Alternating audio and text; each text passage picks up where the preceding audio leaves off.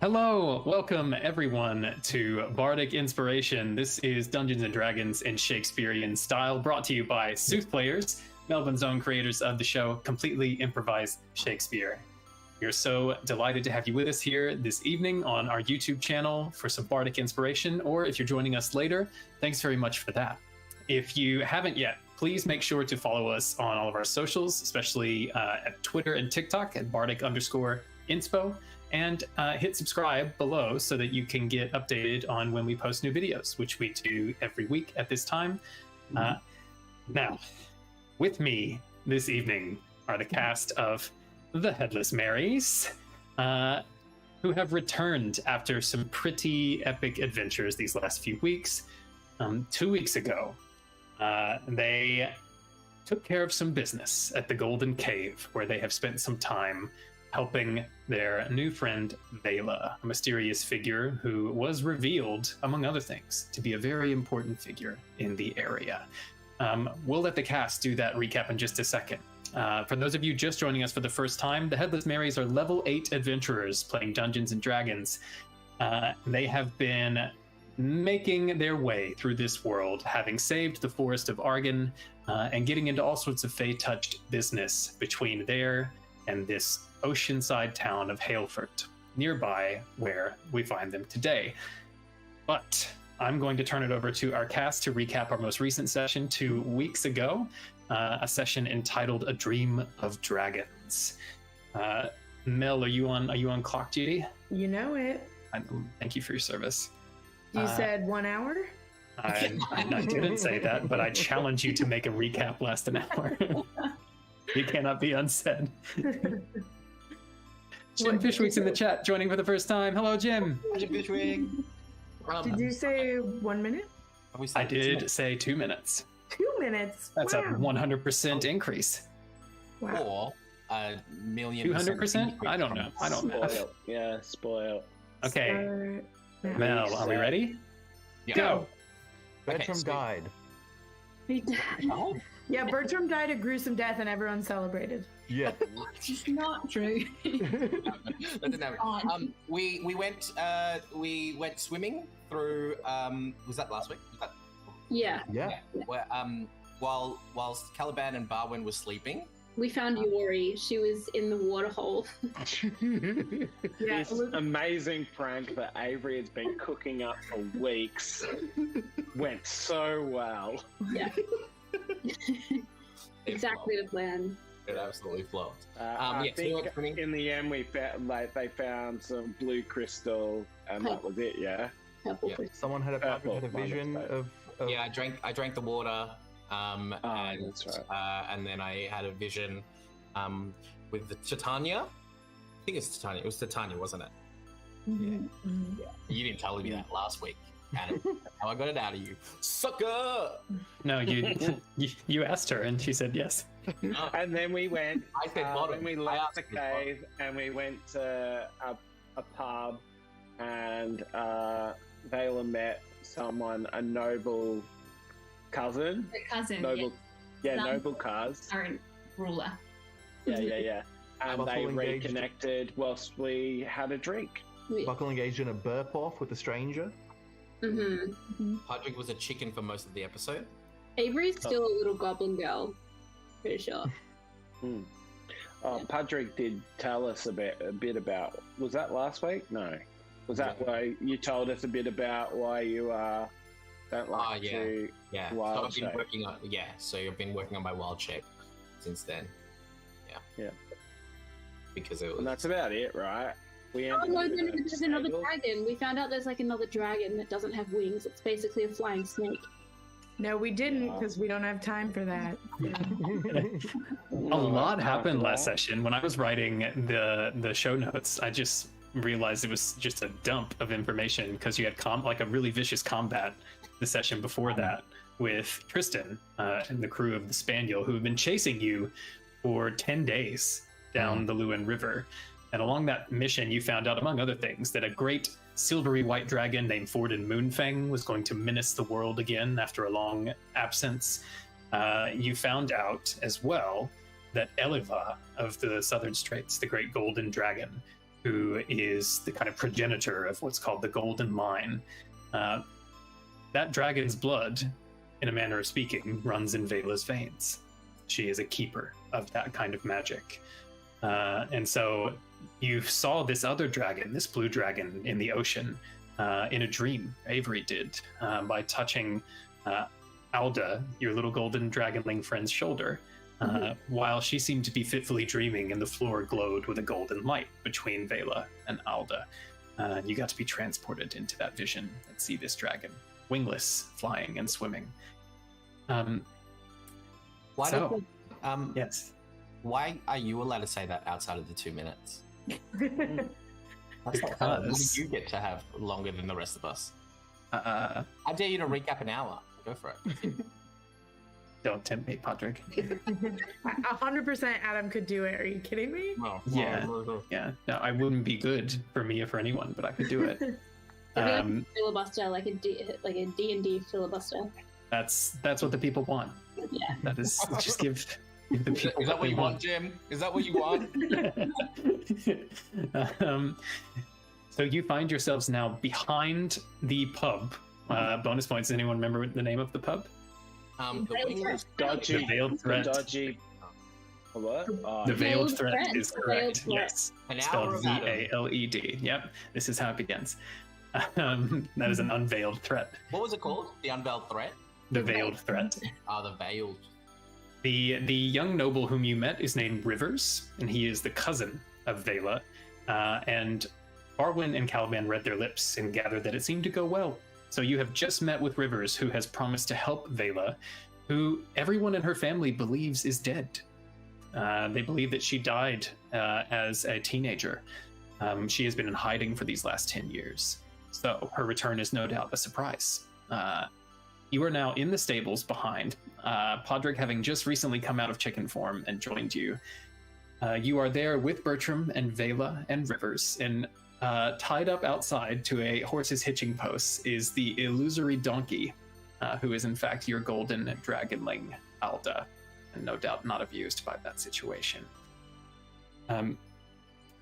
Veila and Bertram gesture towards Rivers, a young man about Veila's age, maybe a few years younger, who then turns to the rest of you and says, "Now I understand that you are trusted guardians and companions to the Lady Veila.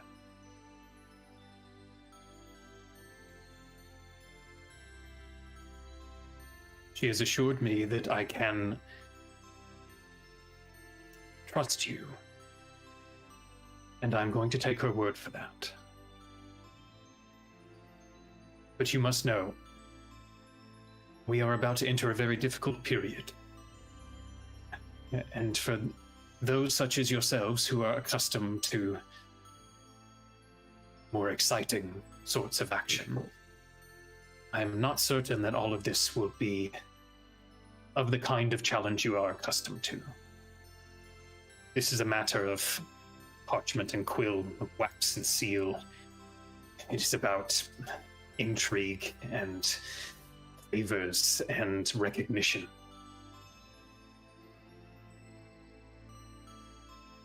I hope, at least in time, that all of you will trust me as well.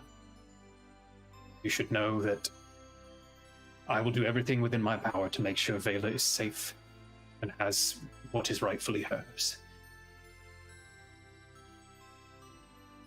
And since we are in it, I should say that my father, Edmund, who is presumed to be the rightful heir to the Thaindom of Donvale in the absence of your family, Veila. My father believes that I am here in a kind of exploratory capacity, taking initiative, as it were, to make sure that affairs are in order at the estate that is to one day be mine. That is a ruse that can only continue for so long. In fact, it was not a ruse an hour ago. I am concerned. Here are some things that you should know. When we go to Donvale Manor, you shall find that it is in something of a state. with the family having so suddenly and recently departed, there is a kind of hysteria afoot for the findings by the local magistrate. They avow that all three have passed from an ancient plague not seen here in centuries, something only told of in songs and poems, called the worm tongue. It is, I'm afraid, as gruesome as it sounds. And as such, there is some difficulty in running usual affairs on the grounds. Staff and guards are terrified. Everyone believes that the air must be corrupted near the corpses, that a foul miasma will take any who come near, that there is perhaps some curse upon the family. There is discord amongst those who work there, some adamantly taking the side of loyalty to family and cause, and others who have departed in fear. I arrived here thinking I would have a nightmare of logistical proportion on my hands to begin to sort.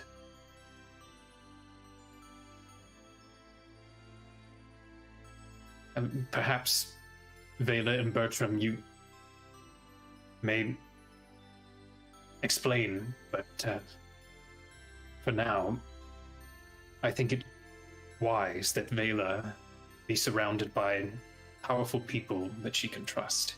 Oh, my sincerest apologies. The news I see has yet to reach you. Bertram unfortunately passed away in battle.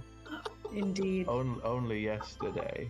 And 'twas not a valiant death, nay, he died a coward.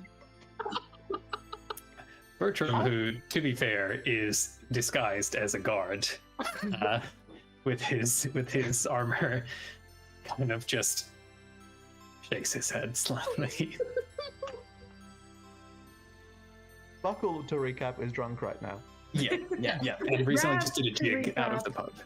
Totally sober.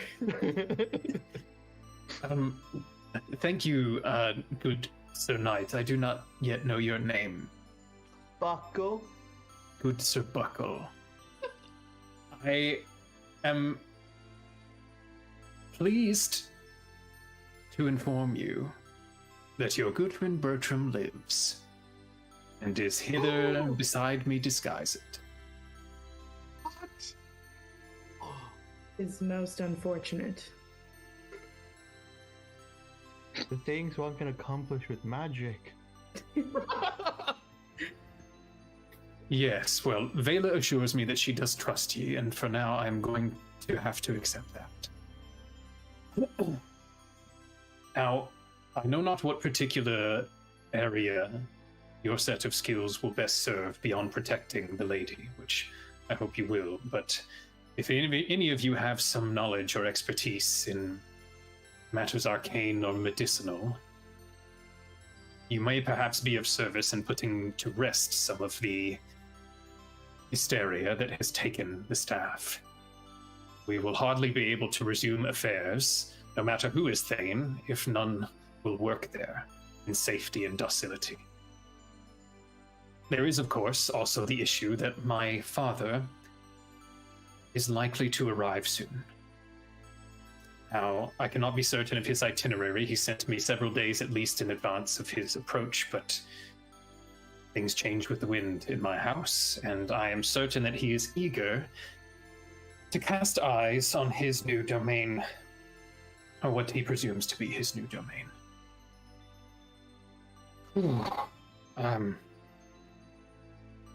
Perhaps we should proceed. Are all of you comfortable walking abroad as you are, or do you need a moment to make preparations? Are we going overseas? My apologies. By abroad, I just meant out of doors. Oh. The estate is less than an hour from here. An hour's stroll. Indeed.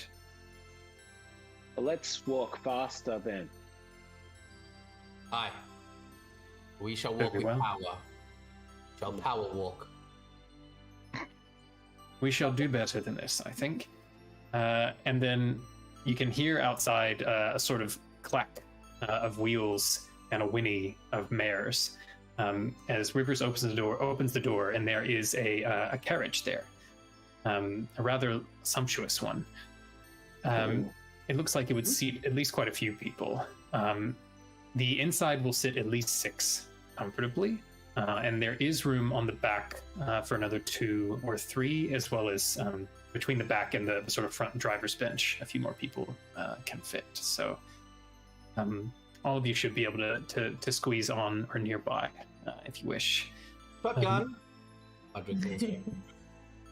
And moves to the front of it, of the cart. Okay. I'll sit on the back. I'll All sit right. on Caliban's lap. I'm still, I believe, leaning on Caliban, so I'll sit next to Caliban. I will get in the actual middle bit. Yeah. Oh, we should play corners. So Avery, I presume you'll be going inside the carriage as well, given all the other seats are taken.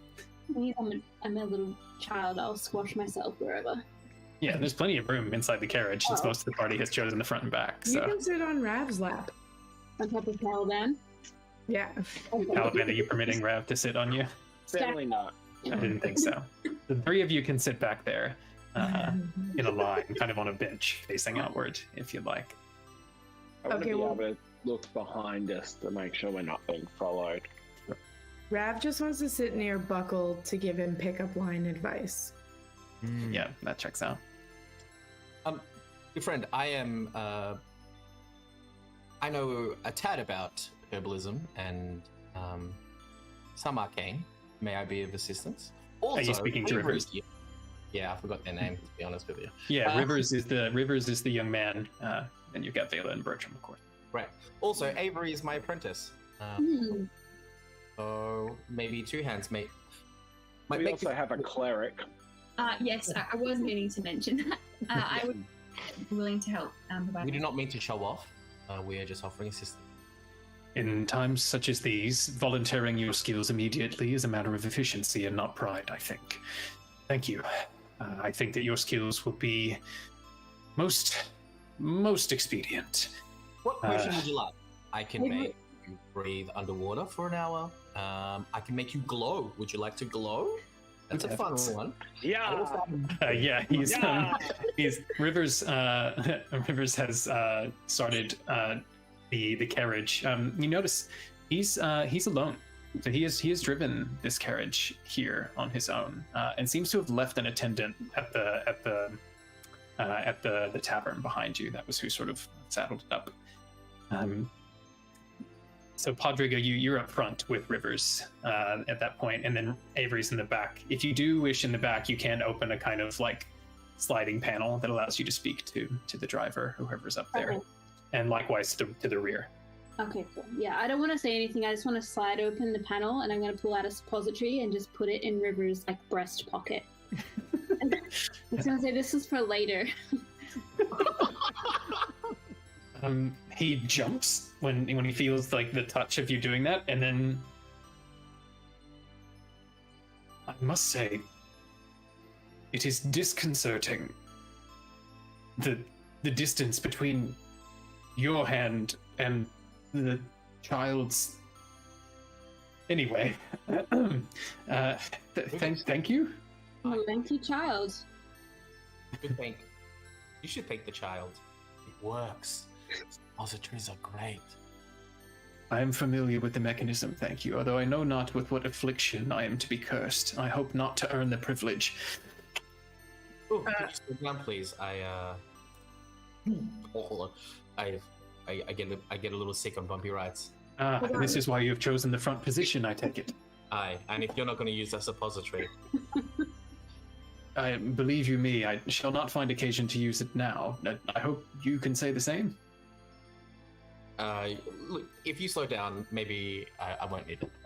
Would you feel better if you were driving? That's my role for perception. Thank you. Hold on. For initiative. Yeah, I was like, Padraig's talking. That's not Padraig rolling.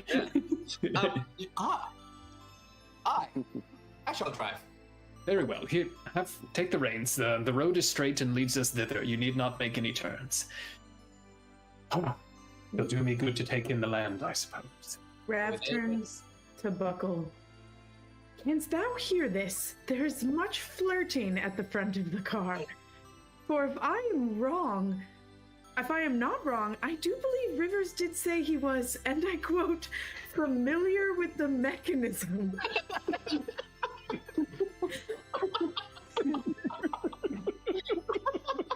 I've been sitting on that for like 5 minutes. Sitting on it, have you? As long as Rivers has. Familiar with the mechanism. It is my understanding that we are perhaps somewhat romantically repressed as a group. Well, And therefore, our need to be flirtatious with one another, and in fact everyone we meet, just occurs. So I agree with you, Ravelor. Buckle, speak for thine self, for I am many things, but I am not romantically repressed. You are but one of the few exceptions. Anyways, I feel. I remember not the physical description of this Rivers man. Is he handsome? Is that a me question or a Rav the Buckle question? Both. Buckle, Doesn't what do you matter. reckon? I'm Doesn't happy to matter. supply. Padraig looks back and goes, "He's handsome." Well, in that case, tell him that I too am familiar with the mechanism. Rivers, my friend Ravelor did say that they are too familiar with the mechanism. Too familiar? That is rather more information than I believe any of us required. Thank you. Padraig, was it? Mr. Dangerfield. How curious. Have you come from a dangerous field? Nay. Rav just elbows Buckle. Do you see what I mean? Oh my goodness. Flirting so hard. Many are named for the places from whence they come. I, for example, would take on the name Donvale, for that is the name of my house, and indeed the lands on which we sit. Hi. Yeah. I never asked my parents why our name would be Dangerfield. Or our field was not dangerous. If anything, it was magical. There is a kind of magic in home, is there not? Aye, there is. Oh, good. Goodness, first I fear you were sick, and now sick for home. Doubly sick in my company. I have brought this upon thee. Please, Rivers, while you're chatting, let me tell you of my siblings. There's Archimedes and Florence and Dandelion. Oh, and poor old Beatrix. John Why, she Mark, was you quite have the playground. list. You told me you had 12 siblings. There'd be only 8 You more. got 'em. It's more fun Anyway, than what me. is Calabancing with a perception check? Literally the Matrix. That was a natural 20. A good time to shout out Matt Day, our technomancer in residence, who designed Rollcast, the awesome browser-based software we're using to roll those slick virtual dice. And with that natural 20, Caliban, and your already extremely high perception modifier, you notice a number of things as you go. The trip is well less than an hour by carriage, and the area around this sort of little small hamlet, which is outside of Donvale Manor House, is right nearby the river, the Vale River. And you noticed as you came up that there are a number of mills and kind of granaries, as well as a number of kind of shops purveying baked goods. There seems to be a really large wholesale production and processing of wheat to bread and other grain and oat products. There also are quite a number of sort of post positions and stables. It seems to be a popular way station for travel.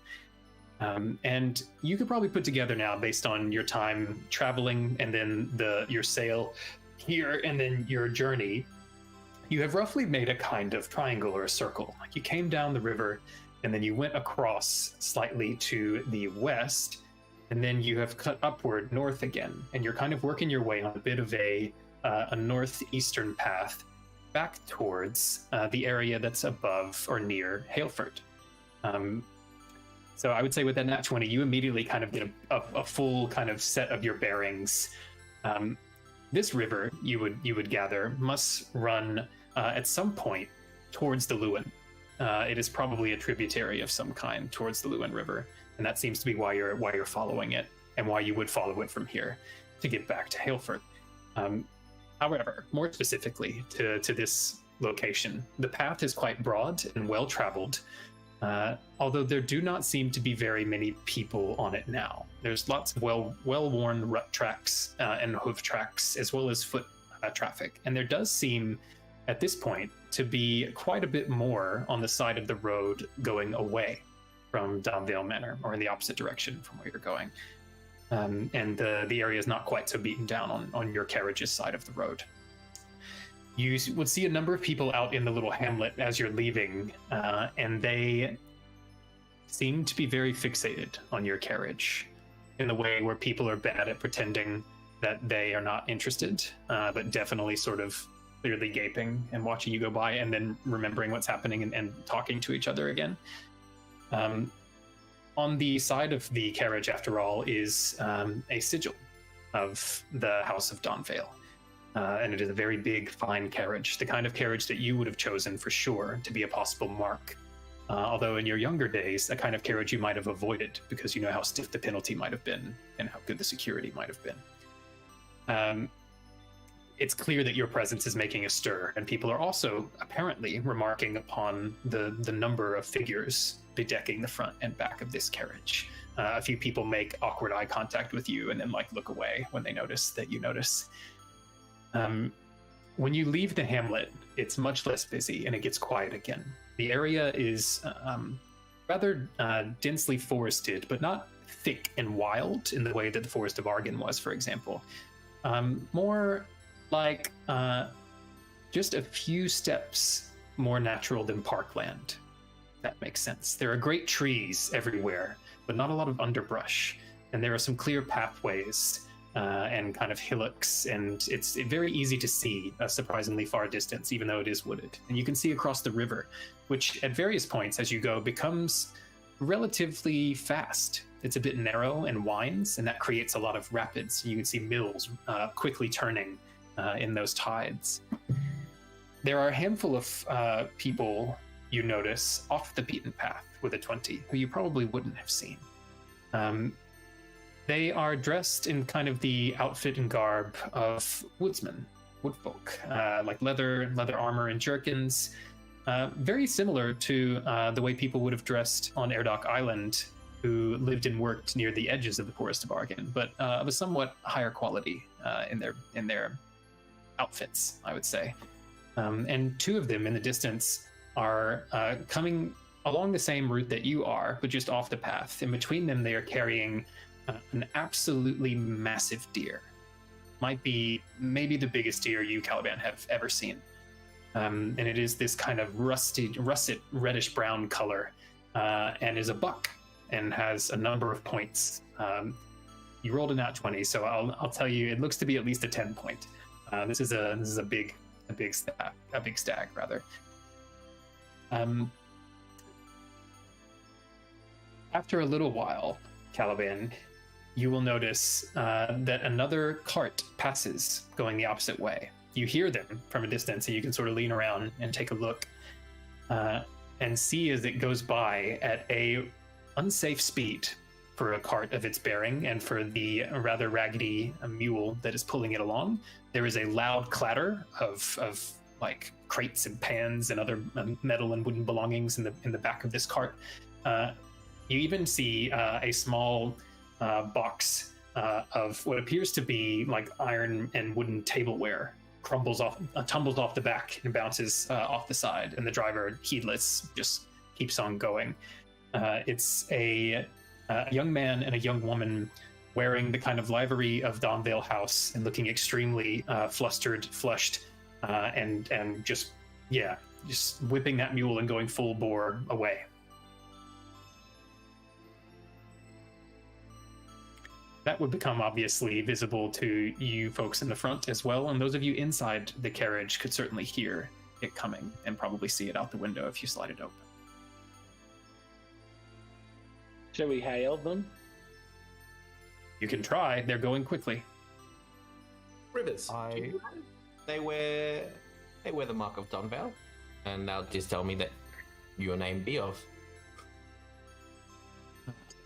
So they did, and I don't anticipate they were too pleased to see me and mine while in the middle of their defection. Let's get them. Let's get them. Nay, friends. Padraig, please. If you're pulling, if you're pulling the horse, too late. Too late. He's stuck in the door. It is a funny-looking horse indeed. Oh my god.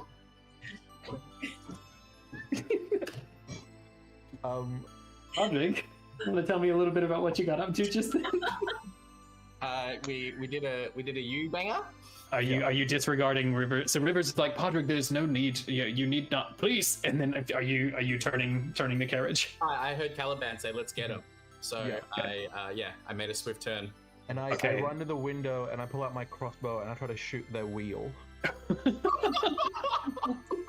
Okay, so a few things. I don't know if you've ever driven a horse and cart, or even two horses in a carriage. Presumptuous. That's insulting. This is not a simple maneuver. So, Padraig, I'm going to need you to make an animal handling check.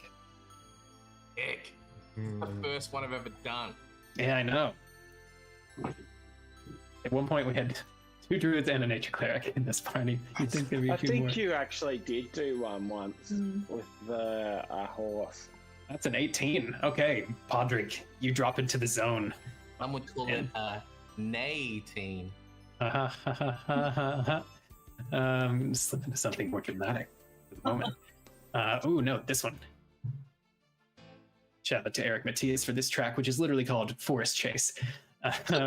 Okay, Padraig, with your natural and easy connection with beasts and creatures of all kinds, you wait for an opportune moment in the road where the going seems smooth and there's a broad enough path, and you cheat the 2 horses out to the left and then bring them on a quick but relatively abrupt turn. Those of you in the carriage, you talked about playing corners before. You're about to play it involuntarily. As I pull it around, I look to Rivers and I go, might want to pop in that suppository, and then Good thing he's familiar with the mechanism. might want to get familiar with that mechanism. Rivers is like grabs onto the front ledge and the side, and actually like grabs your not forearm, this one, bicep, tricep, that arm in the process, and you're like whirling everyone in the carriage. You will slide immediately down your benches towards the other end. Those of you on the back, has that Caliban, Buckle, and Rav. I would like for you to make strength saving throws for me, please. Does Buckle have disadvantage because he's drunk? He does. He very pointedly said he drank enough to get drunk in the tavern, which means disadvantage on all ability checks. I reckon this would be a dexterity check, surely. You're holding on for dear life right now. You are between 2 other people or next to 2 other Let's people. fall off. You actually can't move your feet. Caliban, do you have arms or wings? I'm so confused. How dare you? Oh, that's a nat 20. That's amazing That's because cute. my plus was 0. Yeah. This is disadvantage. That's a 6.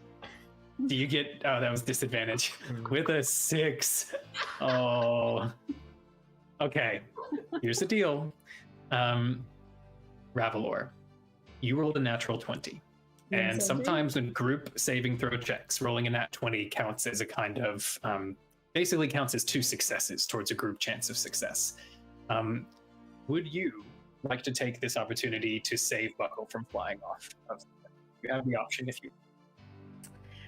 You're putting me between a rock and a hard place here because I really like it when my friends don't get hurt, but even more than that, I really like silly hijinks. Sounds like you've made your choice. Yeah, Buckle's gonna fall off. All right. So sorry, Buckle. As the carriage hits the peak of its turn, and two wheels on one side actually leave the ground for a second as you're wheeling off.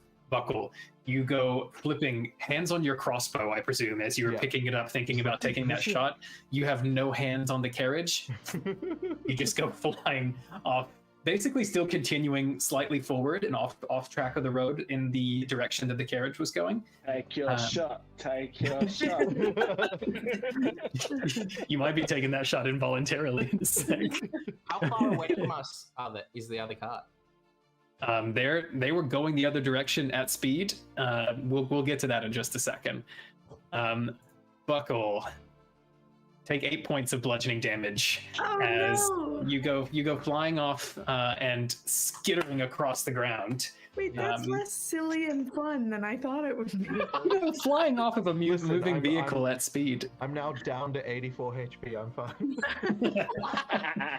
Okay, level 8 fighters. Shoot the crossbow at us. Can I try lassoing a rope out the window and grabbing Buckle and my dragging God. him along with us? Silly hijinks. Okay, all right. Is that gonna hurt him more? Is that gonna hurt him? Only one way to find out. I don't know, Elizabeth. Have you ever been lassoed to the back of a moving vehicle? I have not. Okay.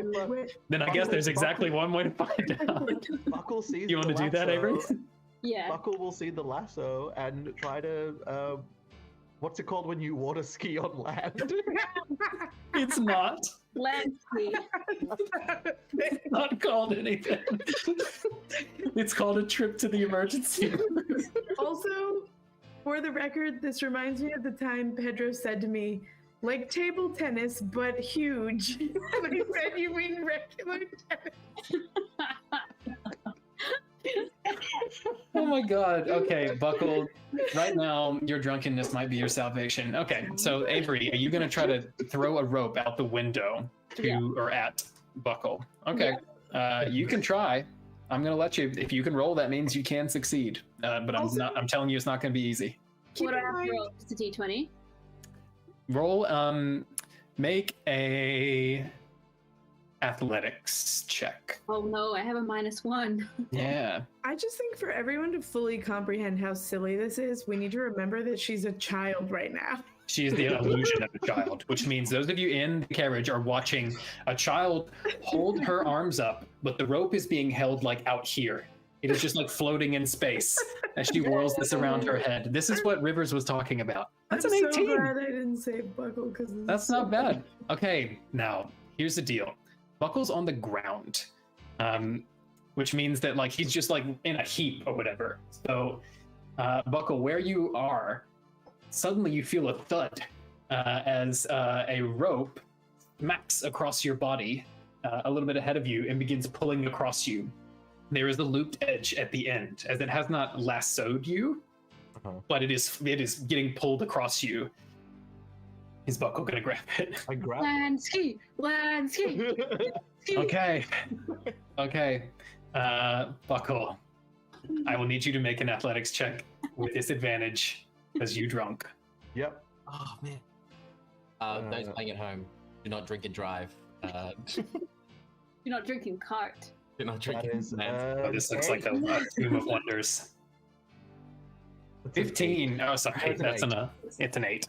Okay, Buckle. As this rope comes skittering across your chest, you manage to get an arm up, and it catches that arm at the forearm. Got that part of the arm correct this time. Yeah. And then it pulls taut for a second, and then basically just releases your arm, but not before basically flipping you horizontally like a barrel roll in the air several times and across the ground before you land in a heap again, face down. You don't take any more damage, but it was basically just like a spin top situation. Padraig, you're in control of this thing. It was a bit dicey there. It like came up on two wheels. It's turned around. You had to come to a very sort of slow down, and now you're hitting basically the reins, hitting the reins, flicking the reins to make these mares go, and they are thoroughbreds. These are like a very strong pair of horses, and they begin to pull with full strength, and you gain speed rapidly. Now, this mule cart is a fair distance ahead of you. It was going full speed at its speed, and never had to stop. So you're gonna have to institute a bit of a chase here, but you are moving at you can move at a much greater speed than them. So how far away are they? I would say that they are at least 60 feet ahead of you and gaining, because they're going at max speed still, and you're having to go from nothing. But you're going now. So those of you who are involved in this, including Padraig, what are you doing? Well, when someone runs away from me, it triggers my prey instinct. Do we want to hurt them, or do we just want to catch them? Rivers is holding on and says, "Hurt them not. They are faithless, but they are not violent." Caliban just calls out, "Hey, you! Stop!" Okay. Very What's commanding time. I was gonna say, what's your intention there? Yeah, make an intimidation check. I will say with advantage, because you are in the master's carriage using a authoritative mimicry voice. Okay. Give me a sec, sorry.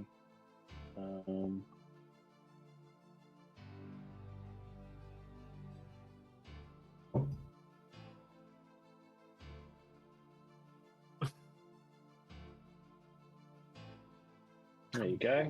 Yeah. Okay.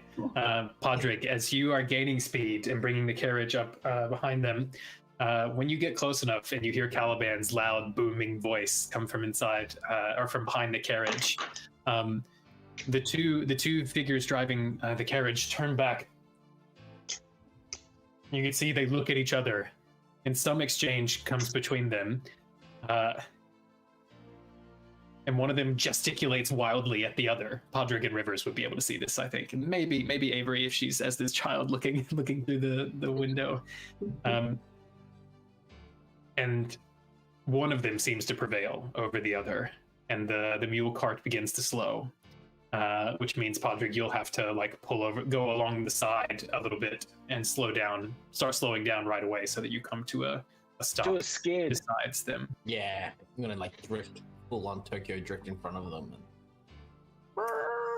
If you'd like to make another animal handling check to figure out the coolness of your stop maneuver, be my guest.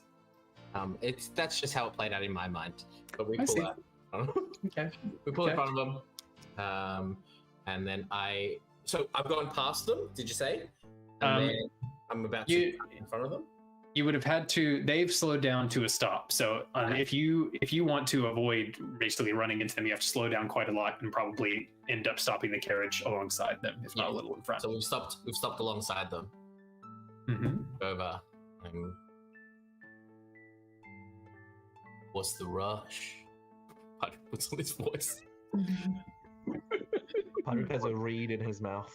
What's the gets a piece of lemon myrtle and puts it in his mouth. What's the rush?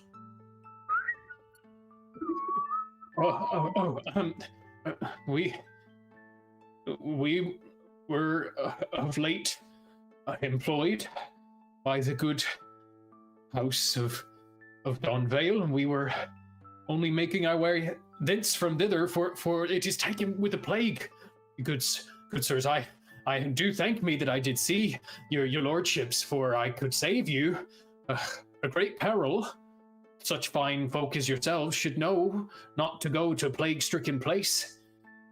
How do we know that you do not currently have the plague now? That was an accident. And this is Caliban. I presume you're like peeking over from the back of the carriage, looking at them. Why? I do feel in picture of health, as does my friend Veronica hither. Tell him, Veronica, tell him you're a picture of pure health. Oh, I'm sorry, I'm a picture of pure health, I am. And yet you came from where there is plague.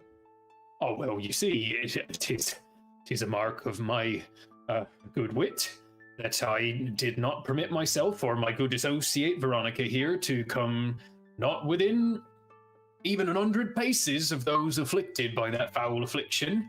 For I did hear, and when I did hear, so I did move, and when I did move, so we did depart, and hither we have been found by your good selves. I hope to be joined by ye in good smarts. As Caliban's interrogating them, Padraig's like walking around the cart, inspecting it like up, and just It doesn't look like it's their stuff. yeah, that's what I'm checking. Okay, Caliban, are you helping out with this? Yeah, I'm gonna jump up off. To, Okay. Yeah. Both of you can make Buckle- investigation checks then. Buckle, what were you saying? Buckle just walked up to them, never now. Buckle's just one entire side of Buckle is dirt. Like just dry dirt skidded all up on his recently doctored armor. And you're definitely sporting that some went good well. bruises on your face and Yeah. rib cage there, Buckle. Yeah. Okay, so that was a 13 from Caliban, a bit higher from Padraig though, right? Yeah. What was that? 15. 15. Okay, 14 and 15. You have a look at the cart. There is it appears to be a very hastily packed affair. The crates that were probably already in the cart beforehand seem to have been emptied of whatever was in them, and there are a handful of burlap sacks filled with like very common clothing and some sacks of flour and some flatbread, some other kind of hardtack rations like sausages and stuff like that, packed for travel. There are a couple of other small crates of kind of housewares, pretty common looking stuff, not fancy, Wow. mostly wrought iron and wooden stuff, plates.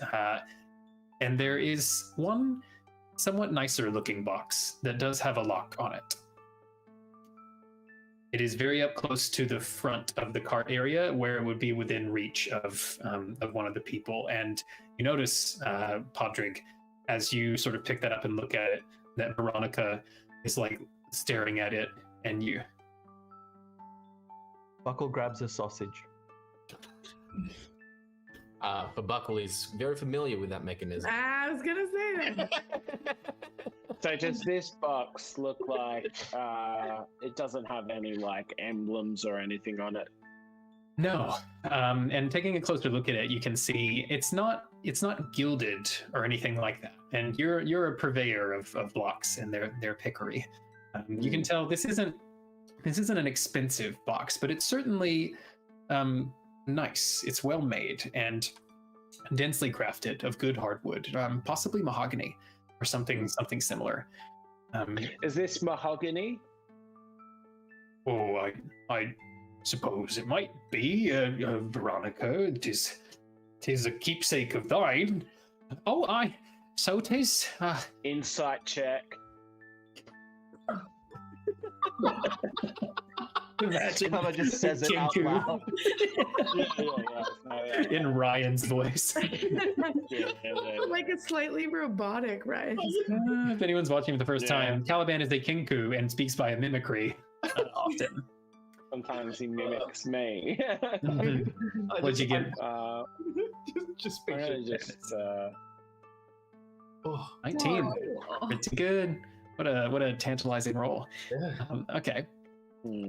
Veronica looks worried. I mean, they both look very worried. The other fellow, whose name you haven't gotten yet, it seems to like be holding it together, but there's definitely sweat building up on the brow, and he's looking a bit flushed. And Veronica has a much harder time hiding what she's feeling. Apparently, she is just looking constantly back from that fellow up to you, and whenever the opportunity permits, she is checking Rivers, who has been quiet throughout all of this and is just watching the two of you at work. Veronica then says, "It's where my mother's. You understand? It is. something I know it looked like something too fine for the likes of me. It were a gift from her mother. It hath some keepsakes of my family's. 'Tis near about the only thing of worth I could take with me. Wouldst thou wish to open it?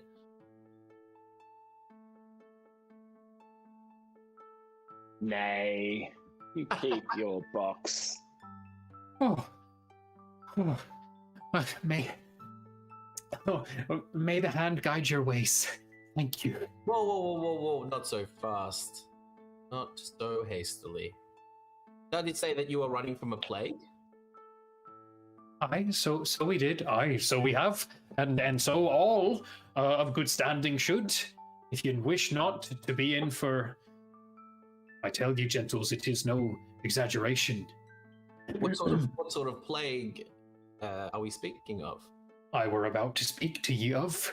Well, then speak. It has a name, a cursed name, a name that hath been sung of these many a century, of the scourge of these shores.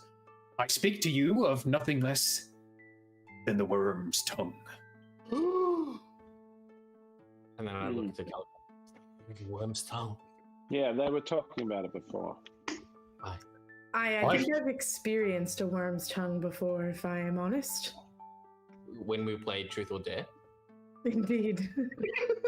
If you have lived to tell the tale from this worm tongue plague, you're the only I've heard of. Why the songs do say it is brutal. Why that it doth cause thy throat to swell, as doth the very dragon's flame makes it before gouts of fire come from it. Why it says that it puts very scales themselves upon your body. Can you sing us the song? Yeah. Oh, I do fear me. I have taken too much of your good gentle's time. Why? I shall accompany Veronica thee. can sing it. Veronica, you sing the song then. Rav whips out his instrument and starts playing. Veronica goes sheet white and does not appear to even be present in her body anymore. She's just like, oh. Oh, it's a terrible song. Aye, and 'twas a terrible lover, this worm-tongued man of mine, but 'twas not all so bad as thou wouldst say, for I had not scales or fire throat. Thou art exaggerating, muchly. 'Tis but a flu, I'm sure. Why, no, 'tis no such common pox, I can assure thee. Why, I have first-hand intelligence from one who was first-hand there, who did say to me that the scales were on her ladyship's very jowls. Aye, thou would say it, but I shall do mine own research, and thou canst do thine. And if you did speak to someone that was in the vicinity, then you are, my friend, a second-tier sight. What now? Thou should be isolating away from others. Oh, I were trying my very best to do so with good Veronica hither, but, You should not be seeing others. Nay, surely 'tis fine, for 'tis just a common flu. Thou art afeard of nothing. What sort of common flu doth scales make on a lady's throat? Aye, thou... No, Padraig, please. I can't remember. How far hast thou travelled? Why, just from the estate. Yonder way, thou art nearly there. And how many people are left there? Oh, powerful few, my good master. Powerful few. Oh, meaning leastways, not as many as there were, as a great many have left. No small number, that who have left. Much like such as we have done for great prudence, and by listening to the angels of our natures better, I do think, in attempting to do the right thing, for we should have no tears and no contacts, if we may say so ourselves. Very well. Be there no cure for this plague? Has anyone in the town spoken of? Oh, 'tis lost to time, surely. None I have heard have ever known it. Why, well, if it were here some time long ago, it doth to reason argue that some did cure it. Though the personages what did cure it must have been doctors and wizards great. I know not their humours, and cannot thither any intelligence partake. Elsewise, I should think myself a well-made man from this intelligence. What was Art thou your great trade? medics? Oh, I was master of my lady's cellars. Oh, I were assistant to the master of my lady's cellars. For the master of the lady's cellars did hither abscond, leaving me his master in a probationary state. Before I did my same title abdicate, to make this sojourn with good Veronica, whom we should encourage you, gentles, to join us. We should appreciate your kind company on the roads. Nay. Very well. Art thou to Thou let wouldst us? tell us thy destination, perhaps we can visit thee once we are done with our current engagement.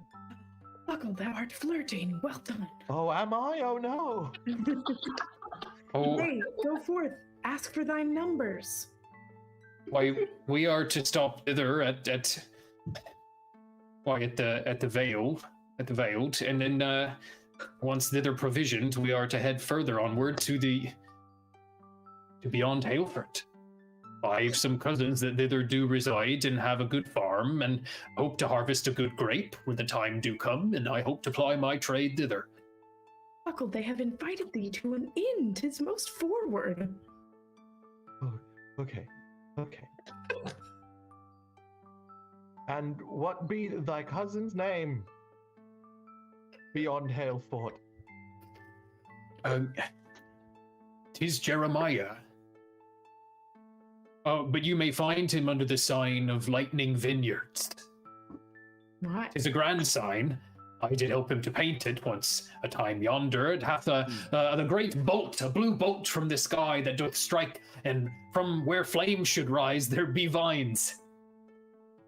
I promise thee, before the last of my breath leaves my lips, I will search out Jeremiah at the Lightning Vineyard. This I promise thee. And then I wink at Raph. Nice, done well, Buckle. Go for a kiss now.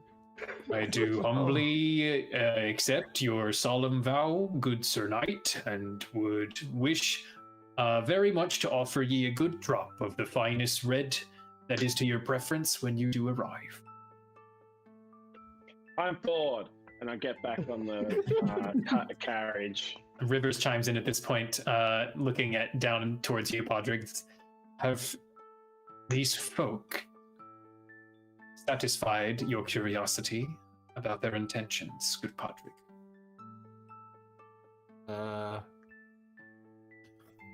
Have they satisfied is an interesting question. For the time being, I'm satisfied they know not more. Dost thou know more?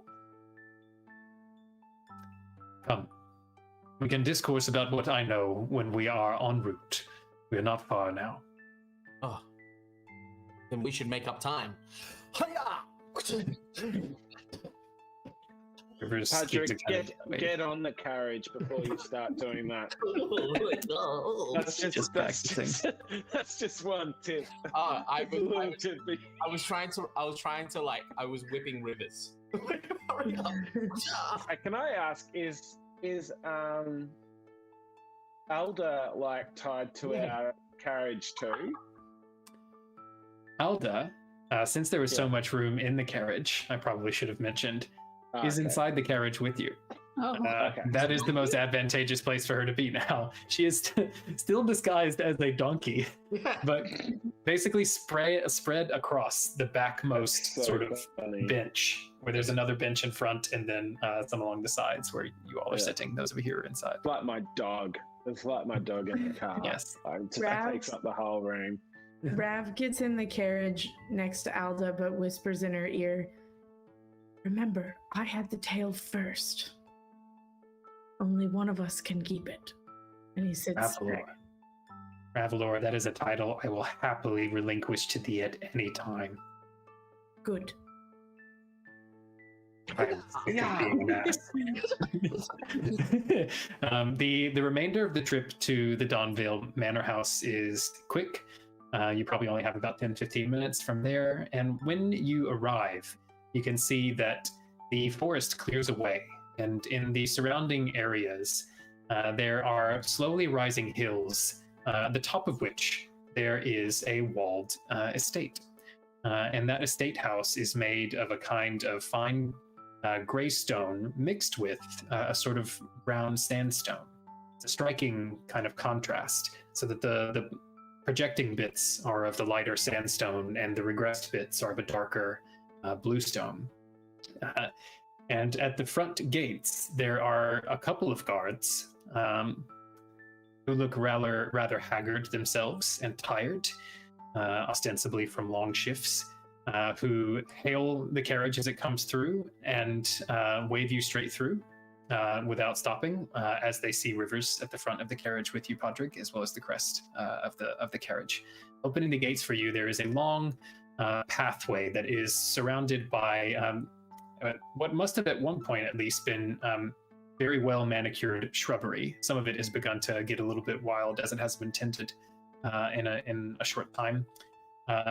And outside of those kind of tall green shrubberies, there are also shrub creatures like animals. There is a sort of sitting rabbit, and then there is what appears to be a dog or a wolf, possibly.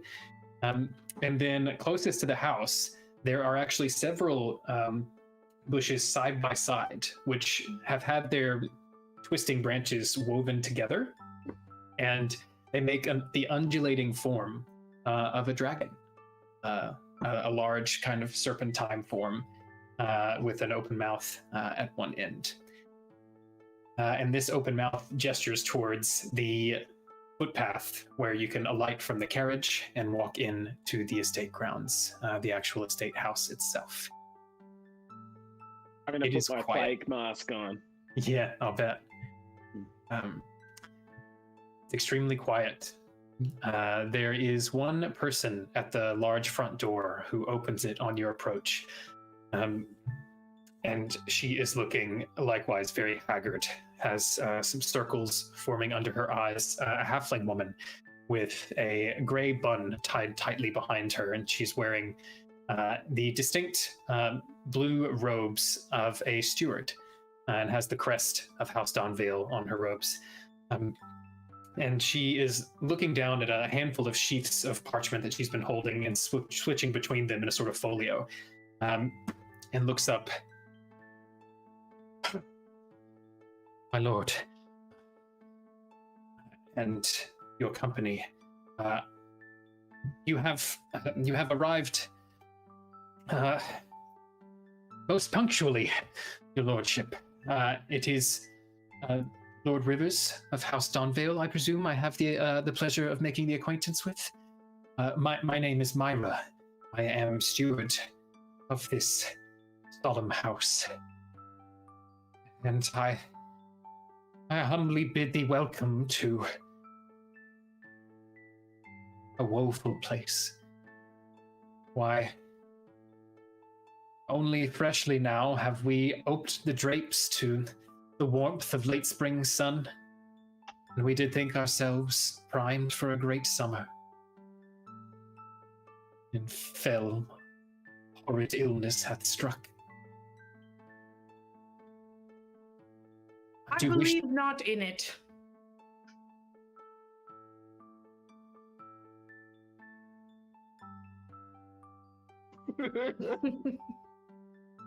Go on. My good Lord Rivers, I am at thy service, and I shall do my best to translate the accords and the records and keepings of this house, which, although under great duress as of late, should be in proper order. The primary difficulty, you understand, being our forward operations. I'm afraid that there are many of our number who are of the staff, and those who do allow our good estate to run have departed.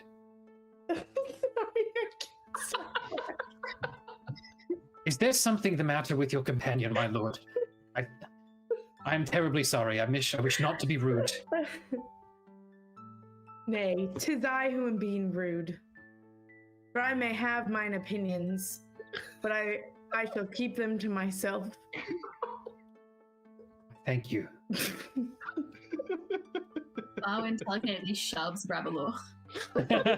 Rab, you need to make a saving throw of some kind. I don't want to. Are you gonna fail it? Yeah. Okay. Basically, you feel a sudden shoving force, as though a person has pushed you from the side. As you go sprawling out to the side, everyone sort of jumps and looks around. I welcome it. Good. Thank you, good Myra, and I'm sure you shall become acquainted with all of us in good time. I'm afraid I will not be making thy life any easier, the intelligence I do bring. Well, perhaps... And then he sort of awkwardly pauses and kind of looks back towards where the disguised Veila and Bertram are. And then he's like, perhaps we should indoors go, somewhere where our conference may not be noted. Of course, this way. And she leads the lot of you to a sumptuous chamber, a kind of anteroom, where there are a number of portraits hanging on the wall. All kind of like fancy commissioned oil paintings of people wearing fine, sumptuous clothes and doublets and robes, all bearing the sigil, and the iconography of House Donvale. Some of them are kind of epic battle scenes. Another of them are like leisure or hunting scenes. And looming largest at the end of this antechamber is a grand portrait of some people sitting on a blue velvet, very fine sofa. And a settee nearby. And one of the figures bears a remarkable resemblance, although much younger, to Veila. And there are two other girls who are much older than Veila, but very strongly resemblant to her as well. And then there is a very striking woman with a kind of shorn sides of her head and bright blonde hair, but otherwise complected and looking very similar to Veila herself, sitting regally, wearing a kind of a fine dress. And next to them in that portrait is a man who appears to be half elven, perhaps, likewise very finely dressed. And behind them, in the back, there are a number of guards wearing gleaming golden armor of various heights and descriptions, looking quite imposing. To the left, there is a room with a fine wooden table, kind of like a meeting room of sorts, with comfortable chairs and other sort of domestic portraits hanging on the wall with a fireplace. The fire is not going. Myra brings you all in and sits and says, I do regret me the luster that is lacking your reception. The heir of a lord-to-be should be welcomed with pomp and circumstance. I should like to afford this to you when we are better provisioned. But I'm afraid we'll have to restaff very soon, as a number of our servants and valets are sleeping, for they have been working round. My lord, you seem troubled. At that point, Myra sort of looks around at the rest of you, and then her eyes get huge as one by one, Veila and Bertram drop their illusions. And and are standing there next to you all.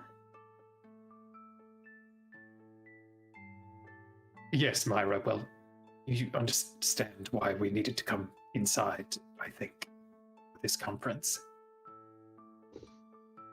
Veila looks at Myra.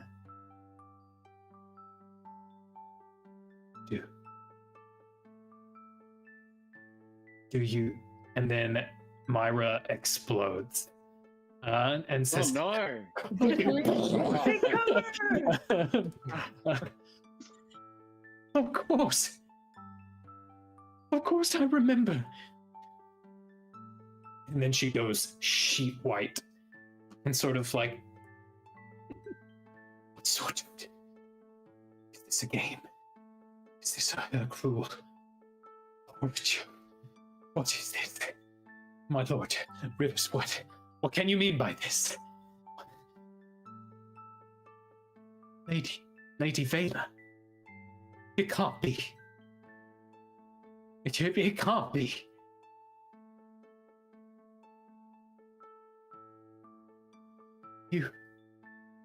I was here when they brought back the tatters. The blood-stained cloaks of your guards.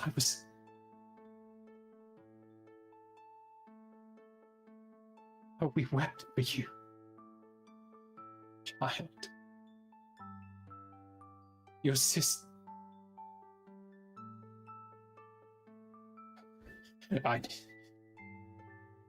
And she just sits down in the chair where she had been standing, sort of on ceremony.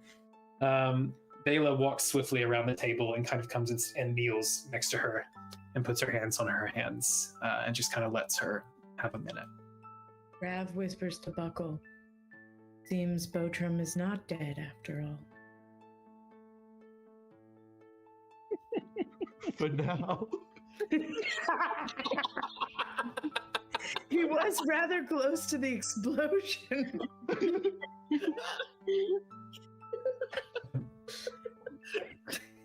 Myra collects herself after a moment and then sort of wipes her eyes from some of the tears that have been forming there. And she looks to Rivers and then to all of you and then to Veila and says, "It be you. Tell me straight, have you returned here to assert your claim?" Veila nods.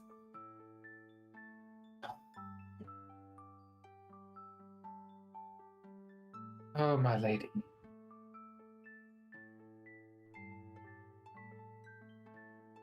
Oh, my lord. Good. My lord Rivers,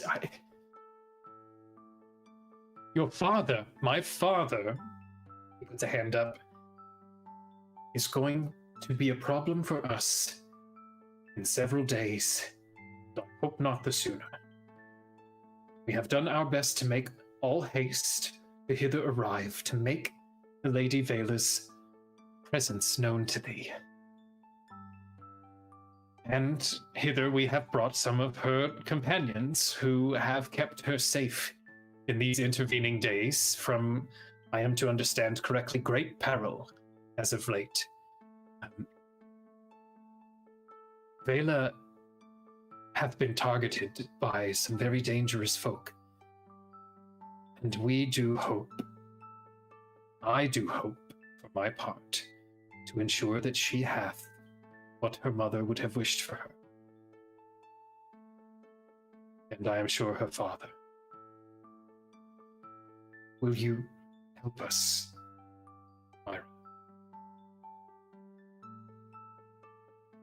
Yes. Sorry. Buckle, thou art not Myra. Myra looks at Rivers and then back to Veila. I shall do such as I can to be of service, although you must understand, while I have some sway over the affairs of this estate, I can only swear to my knowledge that this indeed seemeth to me to be the Lady Veila, though advanced 10 years of age at least. If I may speak have some conference with thee, good my lady, and perhaps secure thy knowledge of things that only thee would know.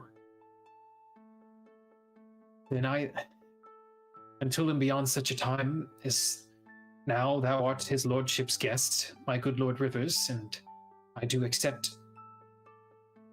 his word. So, when it is proven, shall I thine. As for thy companions, you shall find our stores and provisions here ample to your housing. I do apologize if you are not attended to with the customary haste. However, I must confess to thee, we are stricken by a beast called fear, and it hath many mouths to devour us all. That is perhaps where we can be of assistance to thee. We need not to be taken care of. We are here in your aid as well. Tell us about perhaps what is causing this fear, and we shall set to it. Well, very well. And you see Myra undergoes a bit of a transformation, much typical to the kind of person who is used to being efficient under pressure. And she is still like wide-eyed and looks exhausted. But she pulls out a few sheafs of parchment from her folio and is looking over them. Takes out some spectacles that she has attached to a chain and sort of looks over her figures. Perhaps you have heard some tell of a plague that is being accounted for the departure of my late lord, and his daughters. It is said by those who would be so credulous that Wormtongue hath stricken them down. I think you have been acquainted with some of its details. Indeed. Mm-hmm. My lord. Others. My lord and daughters, my lady the Thane, Veila, and Brumilla, her sister, your sisters, my lady. They do lie in state in the family crypt. The state is not to advise thee to steel thyself if you are to behold them, and to do so with caution. I have consulted some, but it is not clear to me that any have more than happenstance and tales to speak true of this illness, if this illness it doth be. But I must confess me, some marks of it do seem to afflict them. I pray you, my lady, my lord, remember them as they were, not as they are. And that is not the end of it, however. I must also affirm to thee that they alone are not the only ones afflicted. We have, in the wake of their departure and in similar timing, in fact, lost several members of our staff. Why, there are a number of attendants, 2 personal valets to my ladies, and 1 guard who doth often frequent the wing of the manor wherein they do take their slumbers. Those 3 are likewise lying in state in an antechamber beyond the crypt. There are some that do think it distasteful that they should lie they're so close to them. We are doing what we can to keep them in pure isolation. And Myra, were they found alive or were they found dead? one of them were alive still. What's their say of what happened to them?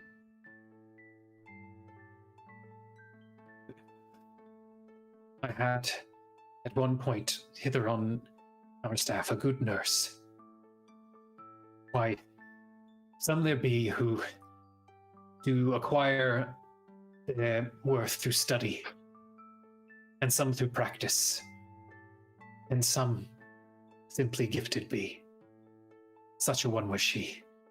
And so with great practice of years she did many a curious malady cure, when many of the more divine and revered sort were at the went's end. And I did see that she no hope could find in their condition.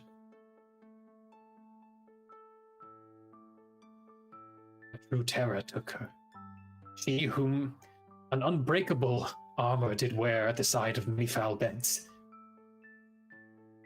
In the night she did steal away, as so many others have. But from her I did garner some intelligence. And some early part of the struggle I did witness myself.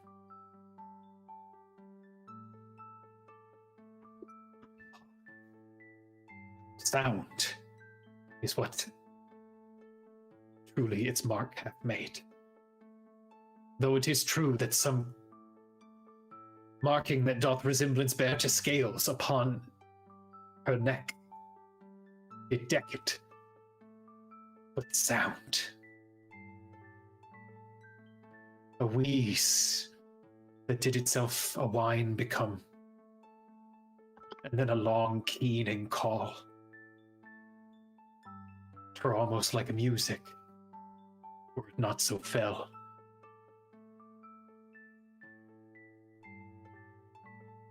But then the cry would be choked, as the tongue did swell with whatever foul infection thither did take it, and I'm told that were it not fever that did take them, it would be the want of water. Were they all afflicted on the same night, the same time, or at different times? And my ladies, and my lord, all did their afflictions find on the same morn. They did soon pass. But our two servants and the good guard who kept them, not until some time later did they find their affliction. It was this intelligence that led many, perhaps with good reason, to presume that they had infected been, and there had been some time before the infection did show. While the death of my ladies and my lord were a fell blow, I do believe me it were the fault of the servants that did the horses' backs under.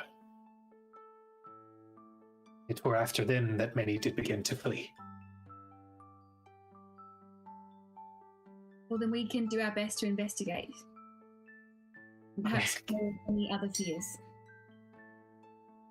I beg thy pardon? And perhaps, if we find out cause, we can quell the fears that it will spread. And perhaps in the minds of those who are still remaining here. What is thy name? Barwin. My good lady, Barwin. If you and your companions can any such service do me and our house, I should owe thee greatly, and may the hand guide thee. And then you see at that moment, as she says that, she looks at your breastplate. How rude. The brooch, the pendant that Barwin wears at a chaste location. Good clarification. Upon that piece of armor, which is itself a fine mithril breastplate bearing the sigil of the Forest of Argen, the three hearts of Argen. Oh, thou art a follower of the loving hand. Indeed. And you see her composure sort of crumbles a little bit, and she says, truly we are blessed. The hand hath sent thee hither, I know it. Why then, if you are here to bring us hope, then you have done us a greater service than any healing magic thou canst possess. I would do all that is in my power, and in any way that I am guided by the hand, I will help. Well, and so I shall make all haste then to lead thee where thee can be of use. Good. On the way here, did we spot any knights or people in armor? Buckle, though you are still, excuse me, a bit drunk, you would have noticed that at the front gates there were definitely 2 guards in arms who looked quite exhausted. Here in the actual room proper, you would have noticed there are 2 other guards that you've noticed thus far, likewise, who look exhausted and haggard. And even though I would say you're a bit drunk, you've worked. This was your job. Like you did almost this exact thing in a much more like humble brand of aristocracy. But I would say it would be surprising to you how few there have been, and also the kind of order that they seem to have. They seem to be doing their best, but yeah, I'd say it doesn't look good. Myra, was it? Yes, and your name, good Sir Knight. Buckle. Thine guards appear to be exhausted. Where have all the rest of them gone? Well, we do have some complement who here remain, but we are spread very thin, as many... Or they fled? I confess me, I did think them of some sterner stuff. But in truth, they have not been tested. Many of these have had something of a good fortune in the line of a soldier. We have not been at war, you understand, and have not fallen victim to great tragedies of arms. Why, our greatest struggles heretofore have been the odd blight of a field ere harvest time, an unfavorable report from merchant gatherings at Aylford, a lost ship. Of those we have had some tidings, sure, and our fair share of troubles, but... I accept your offer. Beg thy pardon? Oh! You wish to serve in such a capacity? If I have no skill in the arcane, if that is how I may help this situation while I'm here, I will stop and leave eventually, but while I'm here.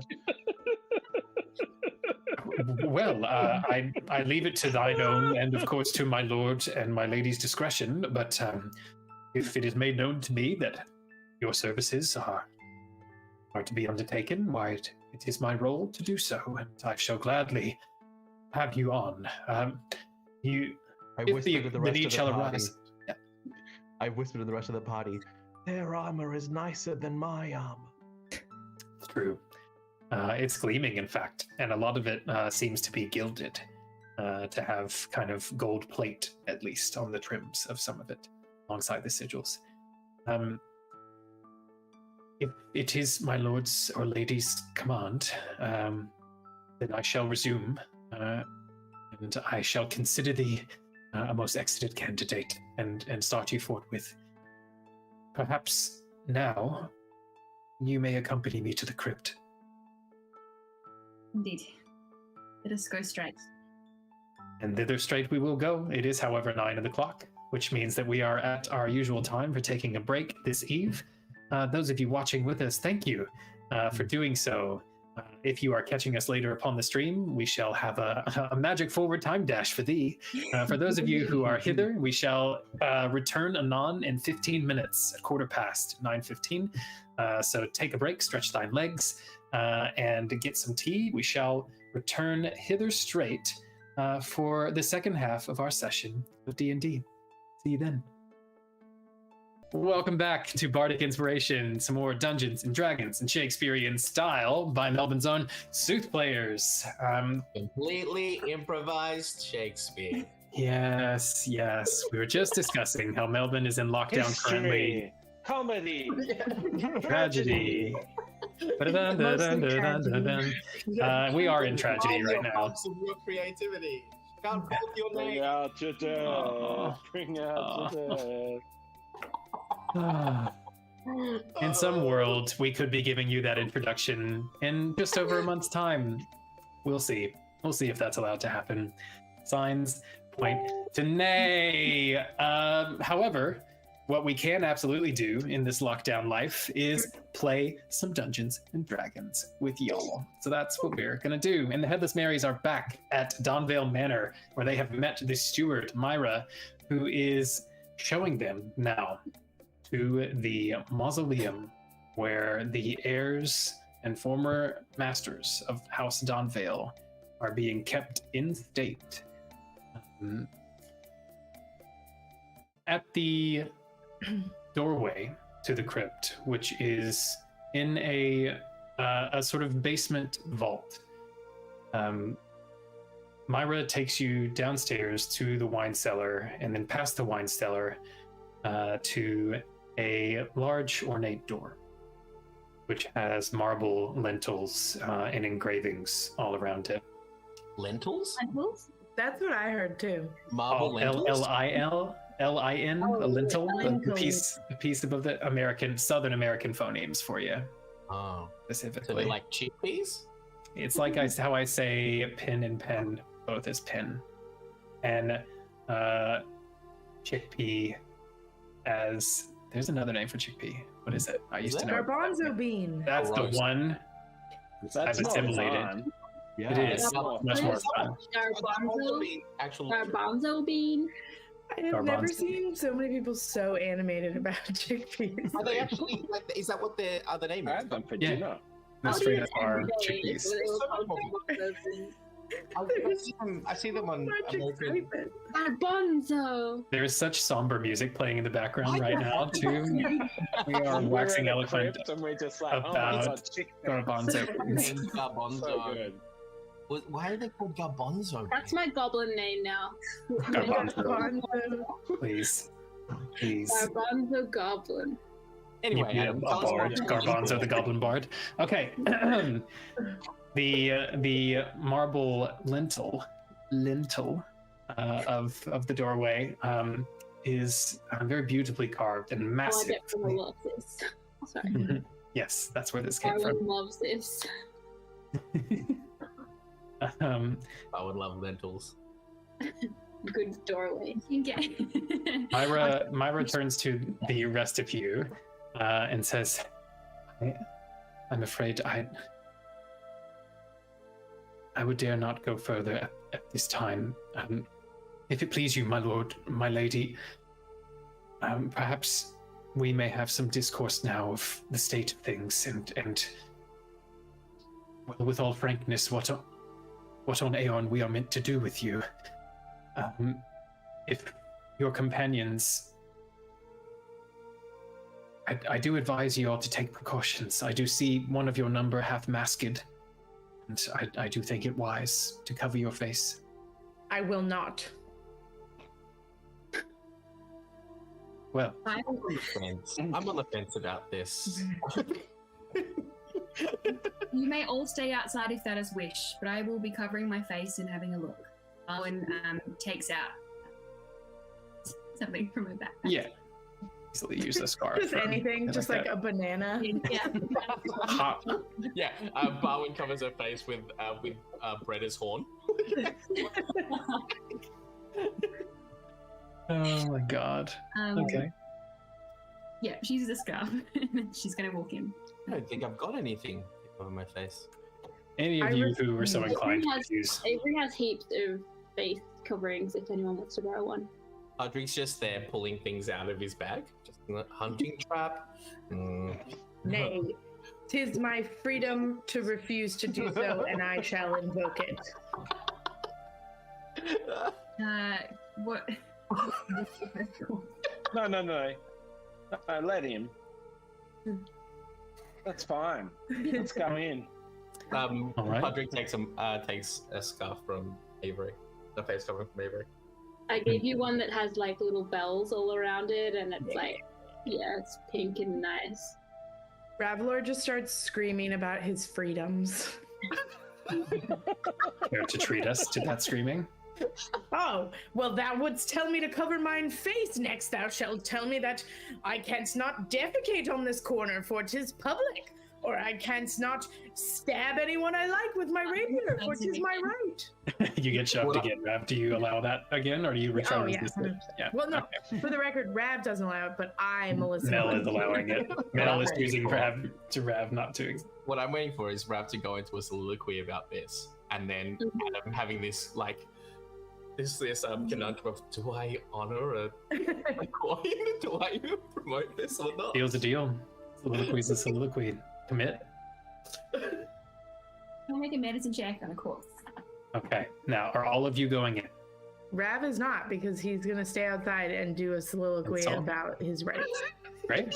Great. I am Buckles. very much here for this. Buckle's Yes, gonna go Pedro? back I'm upstairs. going in. Buckle's gonna go back upstairs and hang out with the guards. Okay. All right. In thrice in once we play D&D. Okay, Rav staying outside, the rest going up. Buckle, you can accompany Bertram and Veila and Myra back up the stairs, and they'll go off. And Myra will point you in the direction of a few of the guards who are standing over at the edge of the anteroom wearing that fine armor. First, those of you who are in the crypt, Barwin, I know you're making a medicine check. Are any of the others of you doing something? I'll tell you what you see. When you go into the crypt, there are gray stone walls and a gray stone floor.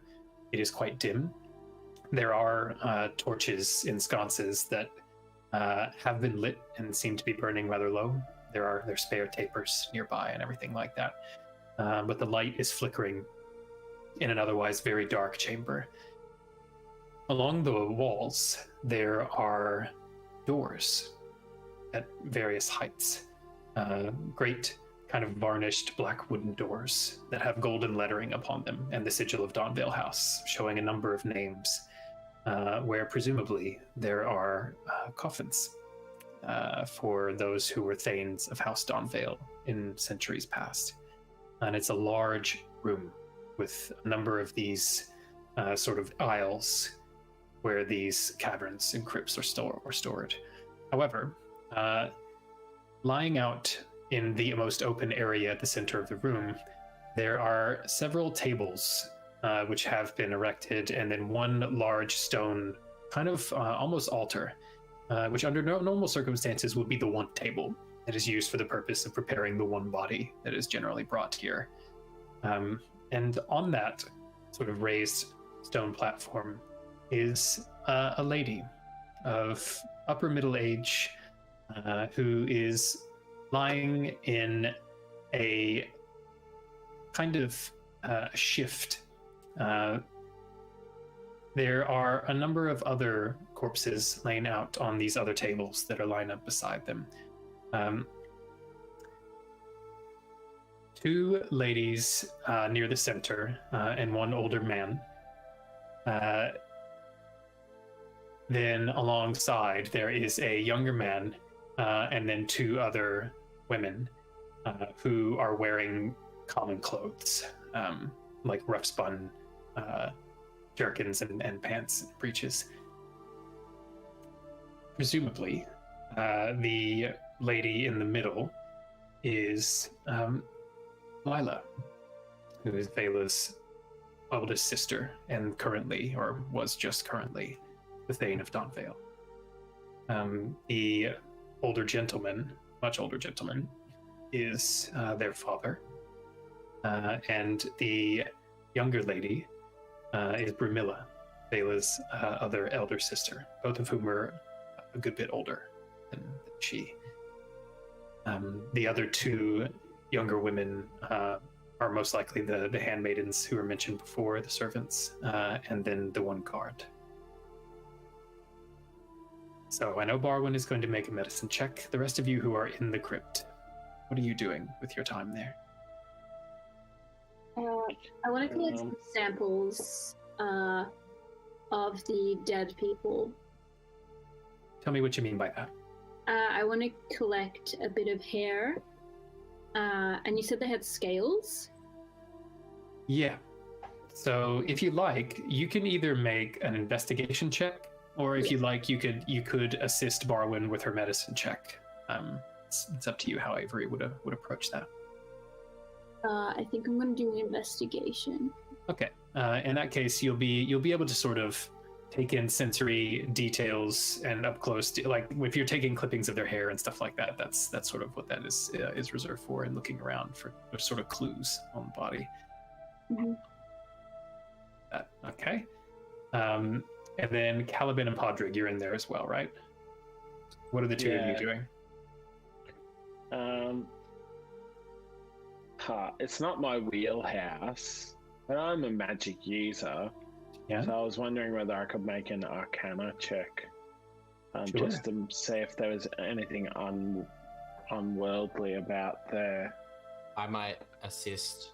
demise. You want to assist with Well, which what check, if- Padraig? Yeah, I'll assist Caliban. Which one, sorry? Caliban? I'll assist Caliban with his Arcana. So, Padraig, you want to make an Arcana check? Yeah. Okay, and Barwin, your what have medicine you check got? was 13. Who are you talking to there? Plus have you Caliban? got for what plus have you got for Arcana? I don't. Oh, okay. Alright. So does that Okay. mean I can do it with advantage then? Yes, technically you're I being won't roll. assisted, so you can. I won't so roll. so Caliban can roll Alright. twice. Yes. Alright. 13. We got all our high rolls out of the way at the Yeah, Mhm. clearly, right? Them's the traps. Okay. 13, you said, right, Caliban? Yeah. Then Barwin, you likewise had a 13. Yeah. Avery, you had an 18 on investigation. Is that right? Yeah. Okay. I think that accounts for all of you there. Okay. Barwin, when you come close, you're trained. You have seen a good bit of the sort of gruesome things that a disease can do to a body. You've seen all manner of kind of bruising and lacerations and eviscerations in the course of combat and things like that, as well as in nature. The bodies in front of you present with uniform symptoms, from what you can tell right away. They have heavily engorged glands on the sides of their throat, in the area where like lymph nodes would be. But you would have seen plenty of times in your travels of venomous snakes, and how they have those sort of bulbous protrusions on the sides of their heads that are telltale signs of the venom. It is that scale compared to a human head, however, like just massive swellings, so that the head is actually not even from rigor mortis, but just from the sort of tension of these growths is held in a kind of upward position. And their mouths seem to be like both pushed from that pressure, but also resisting that pressure from another pressure inside of their mouths.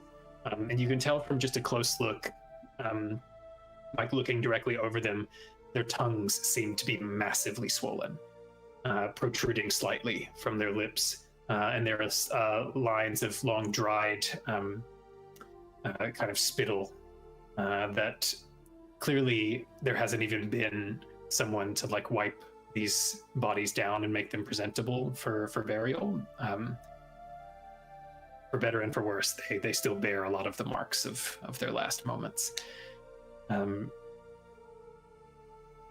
Their eyes are kind of half open, many of them, and looking at them you can see that they seem to bear a lot of the marks of dehydration, cracked lips, sort of like swollen blood vessels, and kind of a jaundiced look about their eyes. But the most striking thing that you really just is going to keep pulling your eyes back is that on those growths under their jaws, there is the unmistakable appearance of a very vivid, scaly rash. And this is unlike any kind of allergic reaction you've seen, or even like the one you've recently experienced from Alda's prank. These aren't bumps.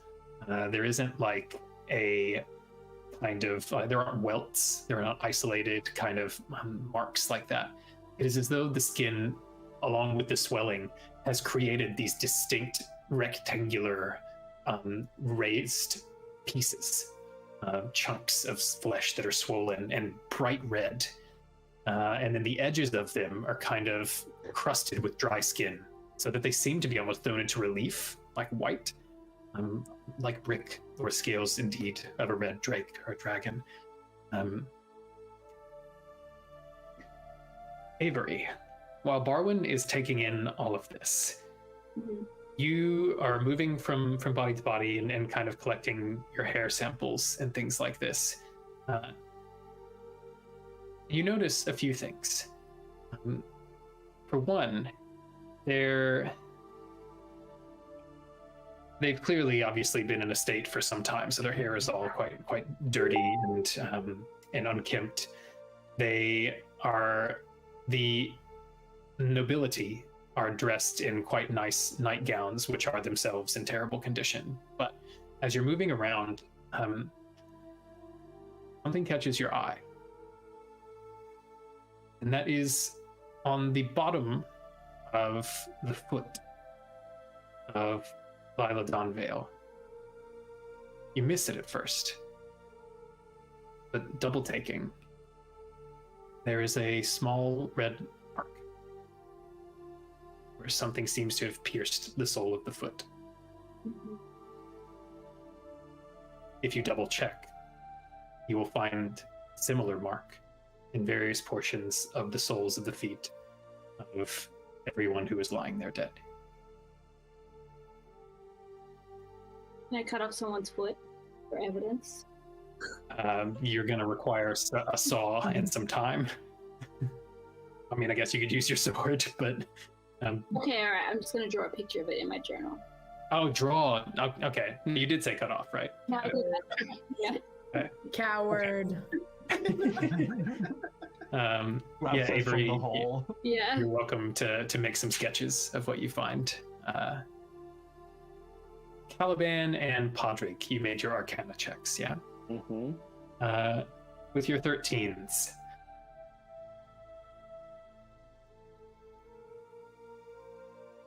The symptoms of the bodies you see in front of you, they are physical. And nothing looks like it's been added to these bodies, for example.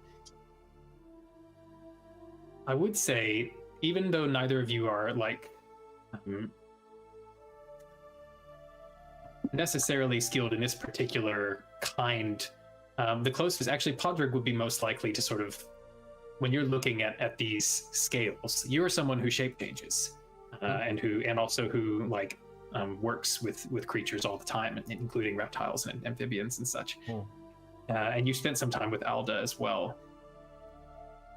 You want me to turn it into one? Okay. Sorry? You want me to turn it into one? That's not what I said, but it's Padraig's choice. There is a kind of strangeness to these scales that it's not quite like transfiguration or transmutation, excuse me, magic has been used on them.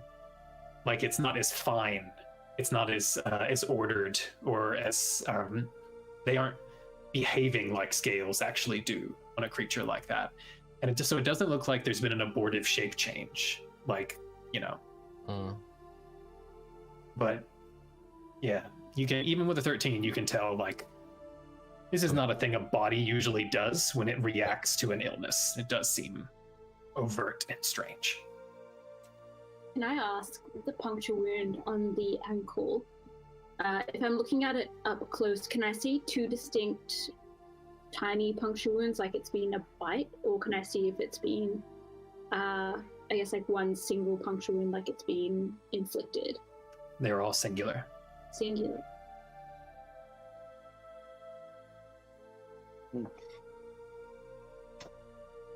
This is weird. Yeah, I have a similar sentiment. Is there any conclusions? Has there any thoughts on this? I have some thoughts. when I was an assassin, one of the ways I would take out my mark would be to pinprick the toe with some lethal poison. And so this puncture wound on the ankle, though I can't definitively say it's not a bite, it does look like a deliberately inflicted, like an assassination. So you assume all these corpses are assassinated? It is an unlikely symptom to have a small puncture wound on the foot. It does not match with any others, so it would make sense. Can I use... would detect magic work?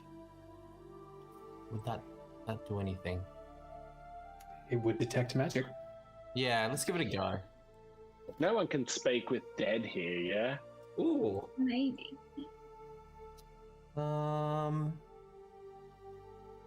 I can thorn whip.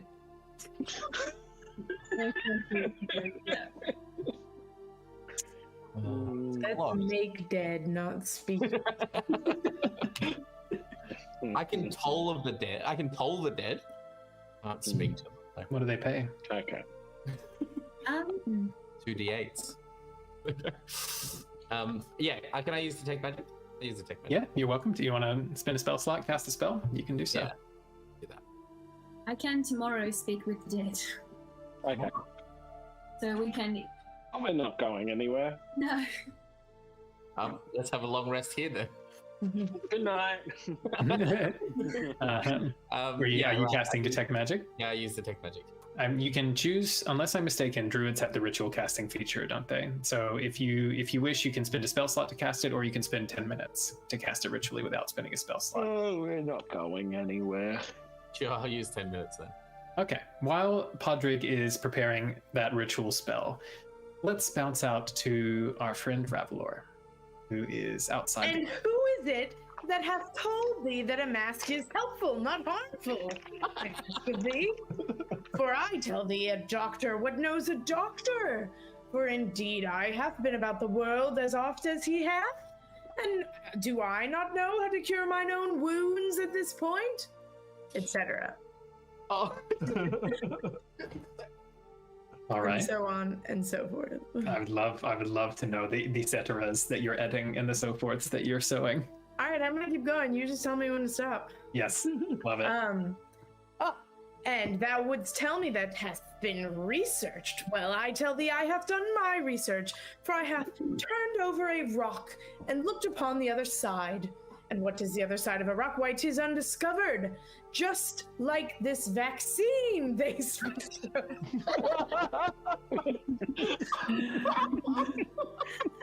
I shall take it not, for I would rather die than be under the yoke of science.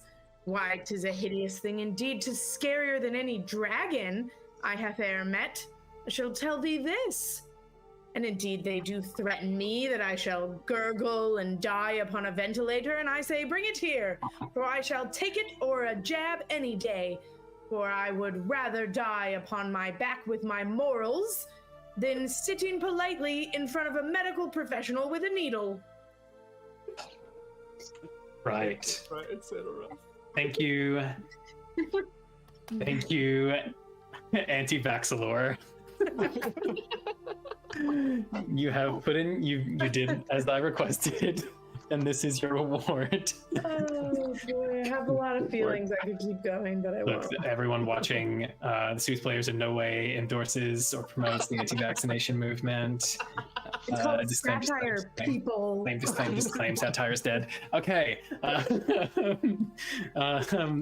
Meanwhile, Buckle, you have been directed, please, I've caught you unawares. You have been directed to the end of a hallway where two guards who are looking very haggard, though in quite fine armor.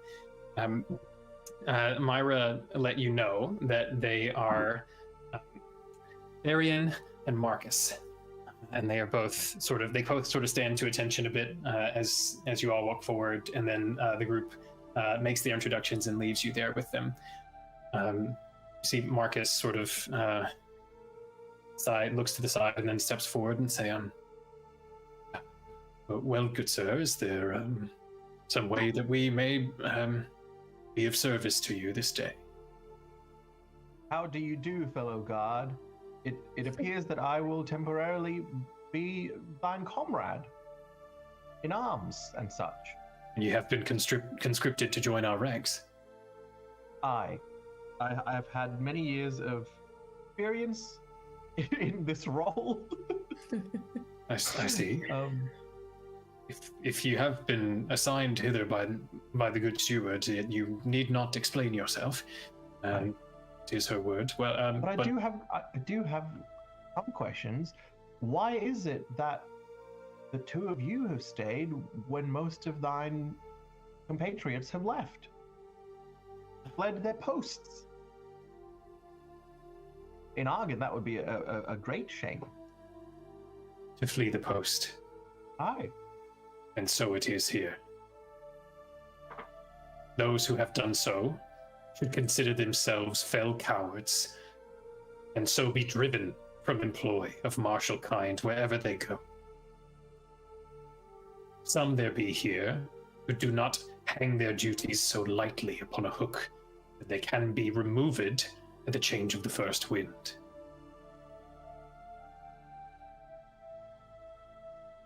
We do understand their fear.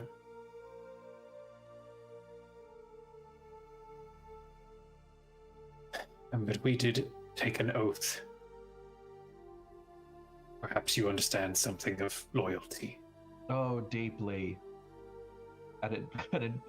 Let's not speak enough about me. What should I do to acquire myself a set of splendid armor like thine own? Well, should you be so conscripted, I am certain we shall have rather too many options to fit you with. What kind of shields do they have? Currently what they're wearing? Yeah. They have like their entire armor is kind of a dark steel that is gilded with gold around its edges. And the shield is of a rather similar description, with the sigil of House Donvale on the center. I point me towards these forsaken armor, and I will find one that fits me. Very well. Therian kind of nods and then moves forward up the hallway to sort of take a more central post in this wing, and then Marcus gets you to follow him. Down the hallway and out the door, there is a footpath to an outbuilding that is still within the grounds of the estate, but a sort of humbler, simpler looking building, still relatively large, box-like. It turns out it is the kind of barracks and armory for the estate, as well as some sleeping quarters for a handful of other folk who work the grounds there. He takes you and shows you a room where there are a number of weapons and suits of armor that are there displayed. There are breastplates and chainmail, and then there is a locked door kind of at the end of the way. And Marcus turns to you and says, We can outfit thee with some that suits your preferred style, I suppose. There are more extravagant pieces beyond. It is, of course. Oh, sorry, I interrupted thee. Did you? Nay, it is as you wish, was all I was going to say. I am in the mood for extravagance.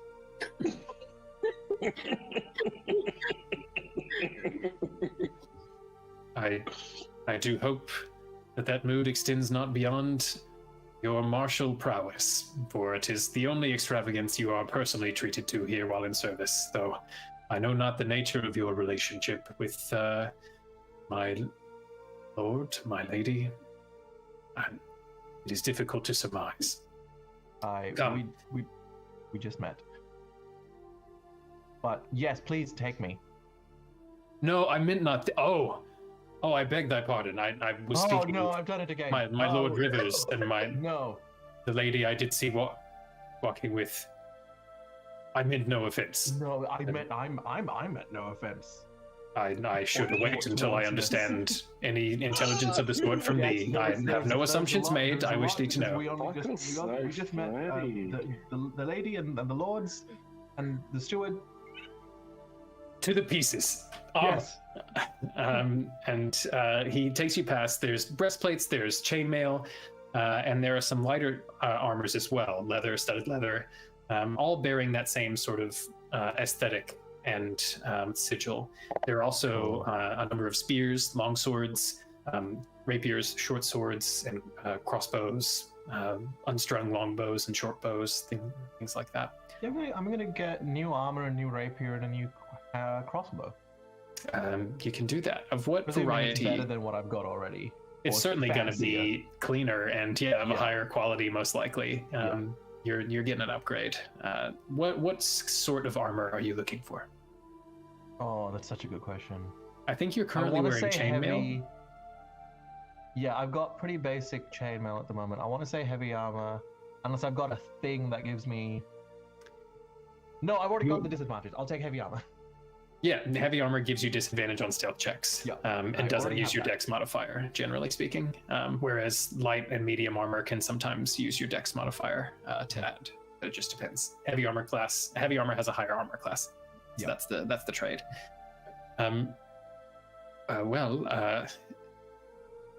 We have here a number of things that might suit your purpose. I'll just take things. There is this chainmail. There are more such as these, which Therion and I wear. These are the breastplates, which we do wear with our accompanying spears and shields. There's helmets to accompany them if you so desire.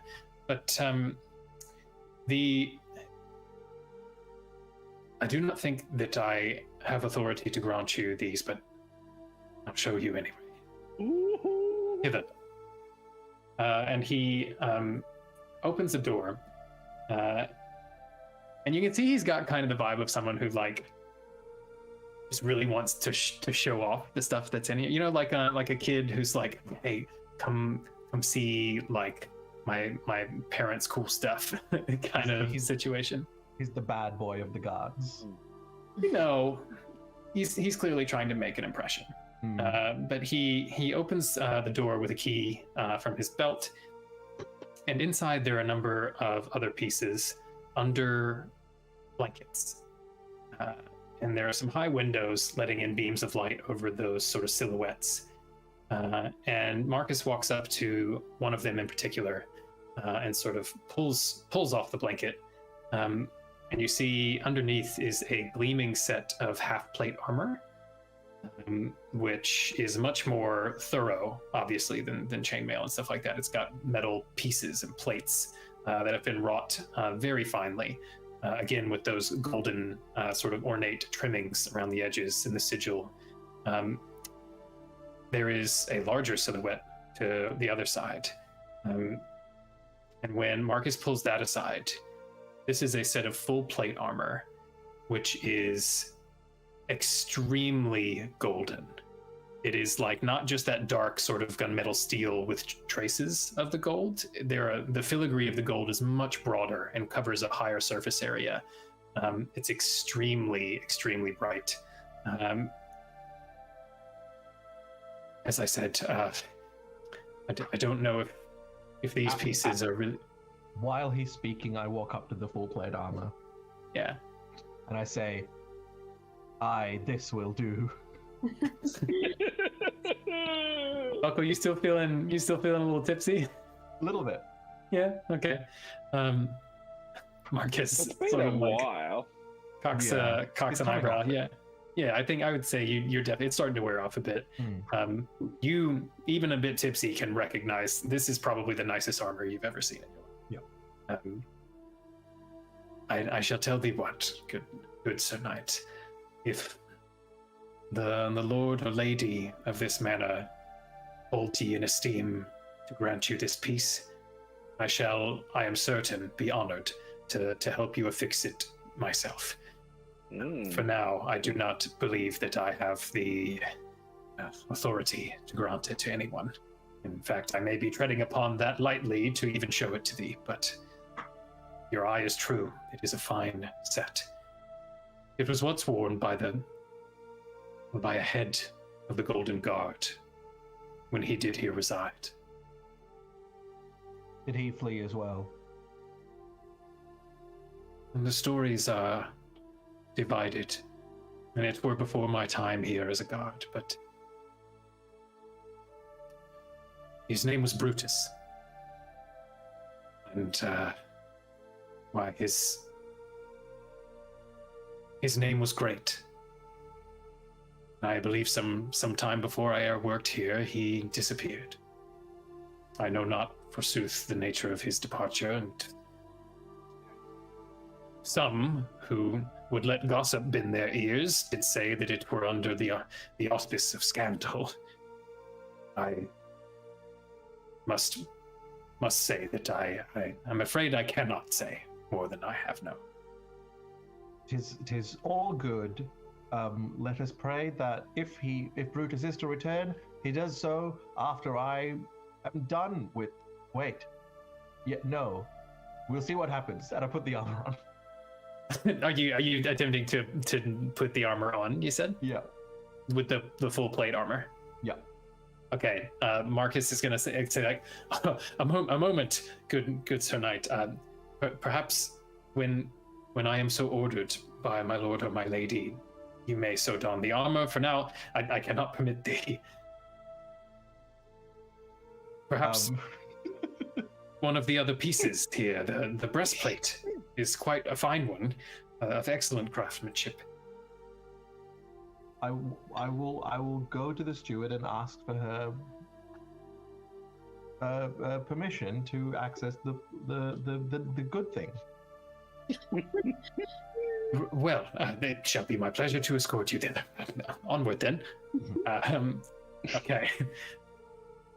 Padraig, by this time, you will have no doubt finished your ritual casting of Detect Magic. Have we seen Padraig cast Detect Magic before as a ritual? Have we? No, we haven't. Okay. How does he go about doing so?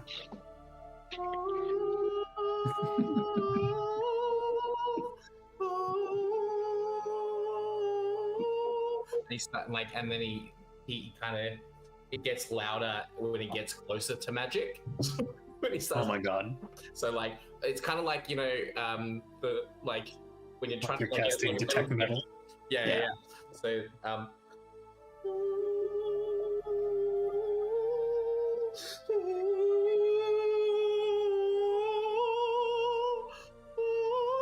and has he found it? Okay, as you do so, I believe it lasts for, it gives you a 30-foot range of effect, I think, or a cone, and then lasts for 1 minute. Is that right? Yep. Once you've cast it? Okay. 10 minutes.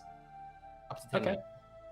So you can move up and down the, like the area, the tables where these corpses are laying out. You do actually ping some magic right away. The first thing that you gather is not from the direction of the corpses, but from some of the doors on the walls around you, which if you take a closer look at, you'll realize that a number of them have abjuration magic that has been cast upon them. And you know that abjuration is a kind of protection magic.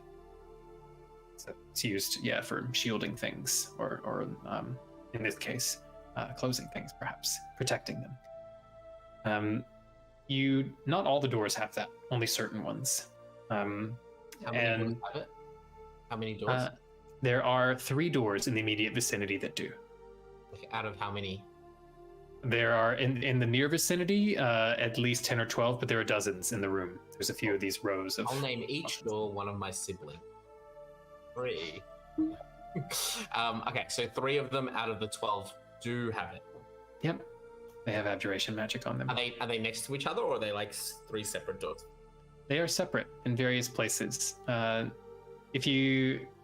It's readily apparent, actually, that those 3 are in several ways a bit more sumptuous than the others. Okay. They have a bit more ornate in their decor, and their titles sort of embellished with extra names and things like that. Padraig goes to try one of the handles. Yeah. Okay. Let's say the third magic door. Mhm. Padraig goes to test the handle to see if it opens. It is locked. Good. Nothing's happened to me yet. No. Right. You are undisturbed. I'll go to the second one. Similar situation. Methinks the first. Different. Padraig, do we really need to know why the doors are magical?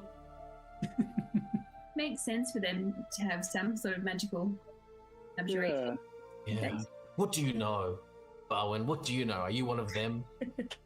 What, one of them what? Exactly what they would say. And Padraig tries the first door again. It is locked. Bowen, you got me. Going closer, though, you realize that there is a second signature, a second magical signature on this door. It is for illusion magic.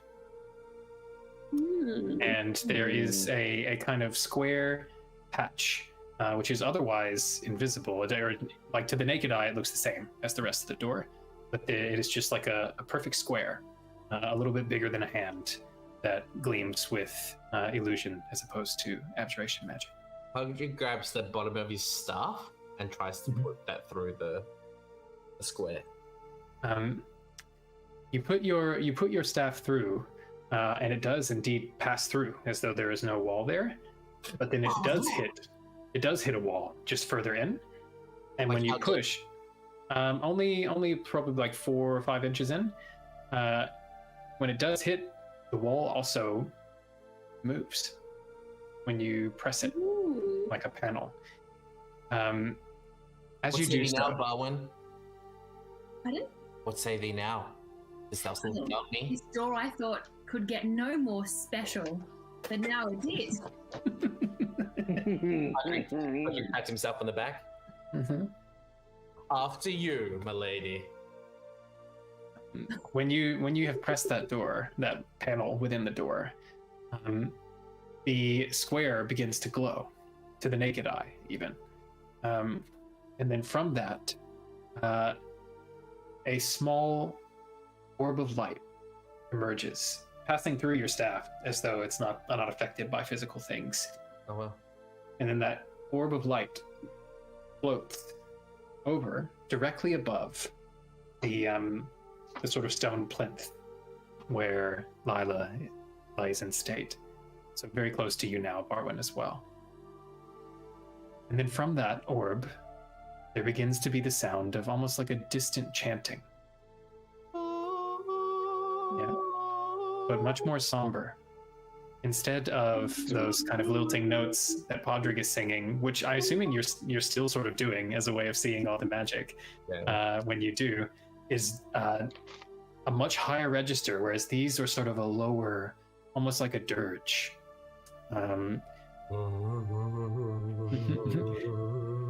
at the moment, it is non-linguistic. It is just tones, like what we would think of as Gregorian chant. A number of voices, sort of lamenting at once, but melodically, rising to a kind of crescendo, where they hold a chord together, and then falling by degree back down into this sort of weaving set of minor harmonies.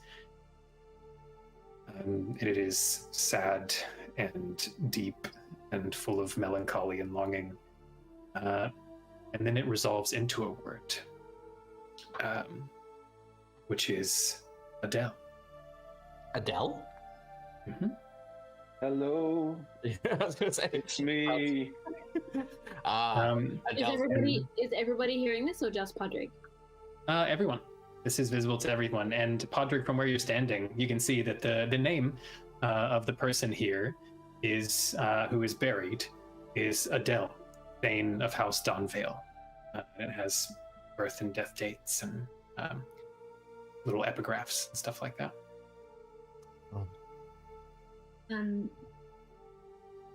What do you think it means, Bowen? Well, there's obviously some strong magic. Would Bowen have heard of any magical creatures and people known as Adele? Make a history check.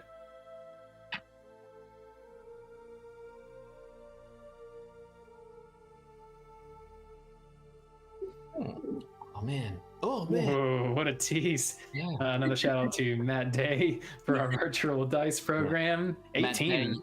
Matt Day, you big tease. Yeah. Arwen, that actually does ring a bell for you.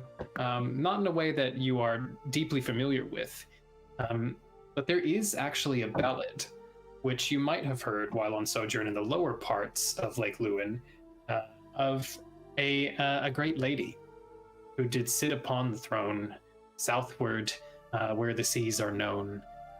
And the lyrics sort of come to you in fits and starts.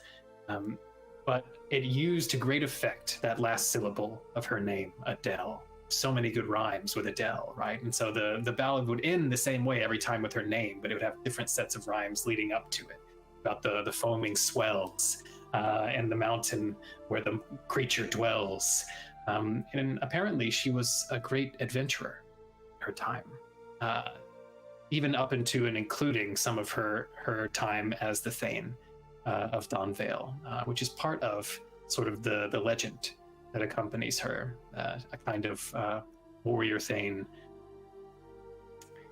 Beyond that, there was like something about a tragic end, but many of these songs involve that, so it's hard to recall specifics. I explained that to the others. Well, there is obviously some magical element more to this. Perhaps her spirit remains in some way. So maybe my spell was handy. But there's nothing to do with the bodies, though. I'm just going to cast another spell. It's called Detect Apology.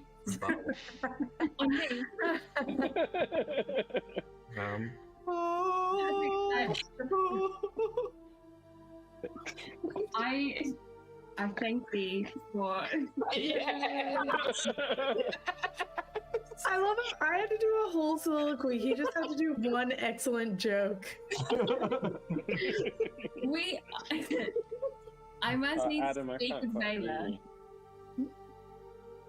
I muted myself. I said, "You get me good enough," and you get one. Detect apology. That got me. Needs must speak with Veila, and then rest. For tomorrow, I think I shall seek counsel from the Sower and ask of their advice. Yeah. Okay. Are a lot of you leaving the crypt at this point? Yeah. Mm-hmm. Yeah. Okay. I have I have one thing I want to do. Yep. I want to try and use my sword, which I can control the direction of fluid with. Oh god. I want to try and pull out the poison from the wound from the ankle of Veila into a little vial. Genius. And then okay. It's gonna work. I love this. This is brilliant. But okay, look. So the way, tell me, you're using the cantrip Shape Water, is that right? Yep. Okay. Now, I should just leave this tab open from now on. Okay. Shape Water does, as you said, allow you to instantaneously move or change the flow of water as you direct up to 5 feet in any direction. It doesn't have enough force to cause damage. Okay. Admittedly, blood is full of water, and many and any other fluids are. So you can absolutely cast this cantrip and attempt to do so. Do you do anything else to prepare to sort of complete this? I mean, I'll probably put some gloves on.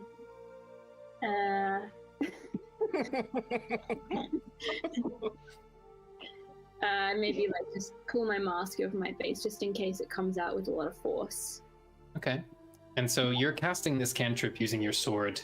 Where are you attempting to draw the fluid from? I'm going to try and draw it out of the puncture wound that's already there in the ankle. Okay. Make a medicine check for me.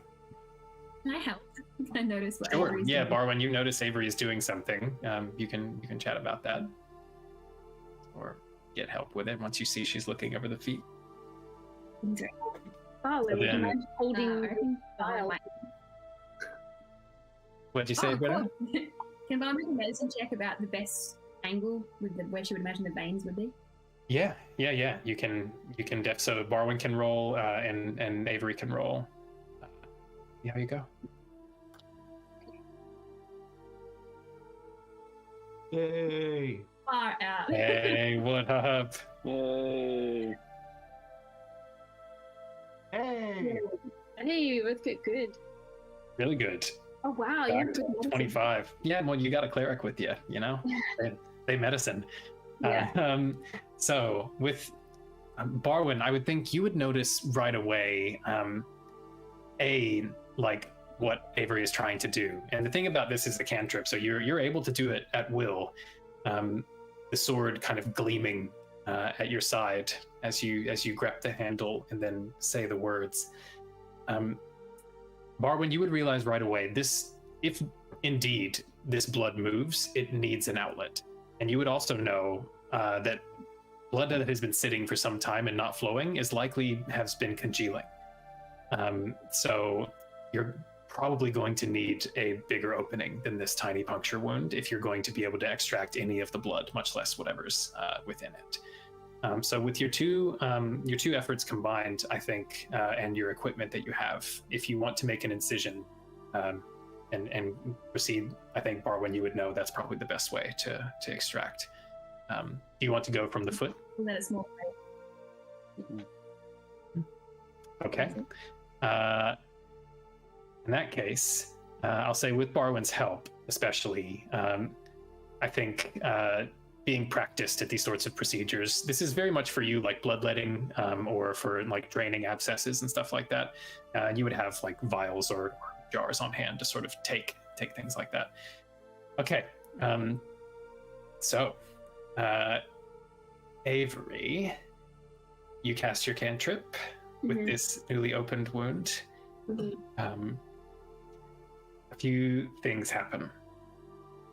First, the corpse shudders, and like begins to sort of vibrate lightly. And then, as the course of your cantrip, it takes, the change lasts for 1 hour, right? Oh, those are the other ones. Yeah. So basically, as you're just casting this cantrip, whenever you do, the body shudders and vibrates and actually moves slightly towards you, just like millimeters we're talking here. Like it's just so slowly moving. Barwin, from up close, you can see some liquid moving across the skin, whether it's left over from before or dripping or something. But more to the point, along the corpse's legs, there is this kind of bulge of collected, most like partially solidified, congealed blood fluid, presumably water, beginning to inch its way downward towards the foot. And with some perhaps repeat castings of the cantrip, and Barwin at the ready, you get to a point where that... I gotta go upstairs. Yeah, fair enough. And for those of you who maybe don't do well with blood imagery, heads up, it's coming. This is just hunks of mostly congealed blood, kind of in a bit of a gelatinous state, but there is some fluid there, and you can see when it's coming out into this jar that a lot of it is quite watery. It seems like you have actually pulled some of the water from this, but there is some blood that has come with it, kind of stirred up within it. It's just very diluted. You've got a lot of that, as well as some of the like solid material that is the dehydrated or less hydrated congealed blood. Well, Oh, it was a wise idea of yours, Avery. I couldn't have done it without your fine incision. Dawn like fully blushes. Thank you, Avery. That's kind. Well, perhaps if the cleric thing doesn't work out, you might consider becoming an assassin. With cuts like that, you'd be a great assassin. I thank thee, Avery, for that. I am sure in your estimation is high praise, so I thank thee. And she walks away. So, Avery, you've got a vial of congealed blood. Padraig stands there and goes, To whom? Target shoves him and then walks away. It's owl. Padraig, you've I been just say telekinetically to- shoved. You resisting? oh, yeah, no, yeah, I did get shoved. Yeah. I do resist, actually. Okay, what's the save Padraig needs to make, Barwin? I don't know. It just says I attempt to do that. It's probably a strength saving throw, I would think, against your spell save DC to avoid getting pushed 5 feet. Okay. Pulled 5 feet. Spell save DC is 16. Oh, shit. Okay, Padraig, hope you Good feeling luck. strong.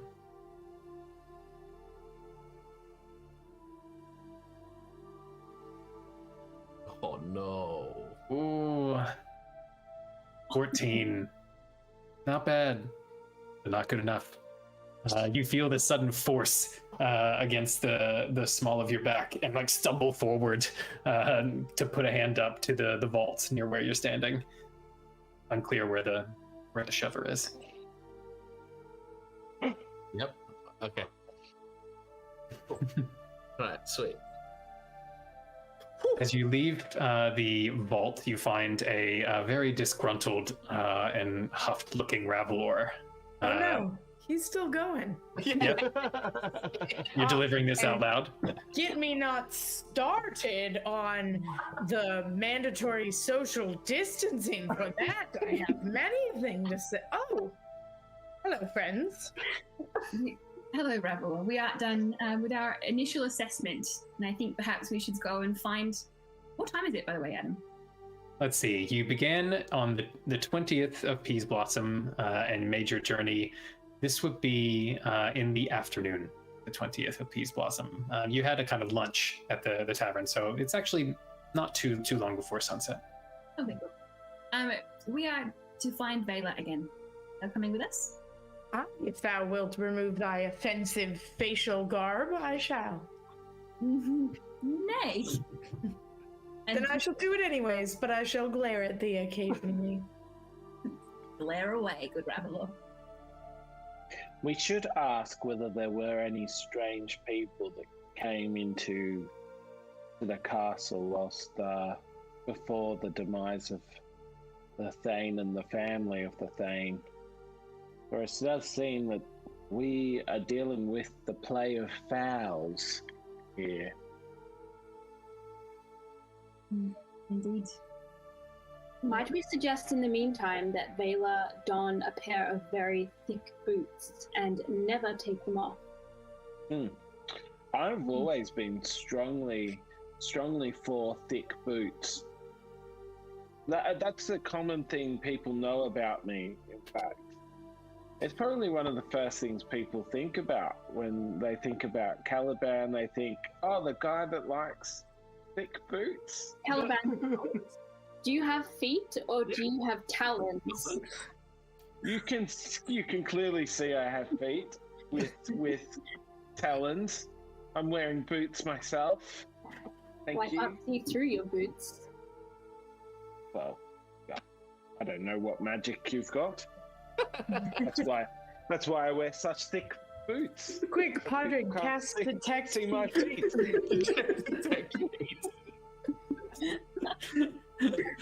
Yeah, I cast Detect Feet and I find out what feats he's got. Yeah. Alert. Kick him in the face. Sharpshooter. Yeah. You can eventually. What were you saying, John Mark? I am wearing sandals. That's. Is that Padraig's deal? Yeah. Stocks and sandals? Sorry. Stocks and sandals? Sandals. That would be Padraig. If stocks were invented at this time, we're so old. Hose and sandals. Caliban, what did you just roll? I just kicked him in the face. Are you actually going for an attack?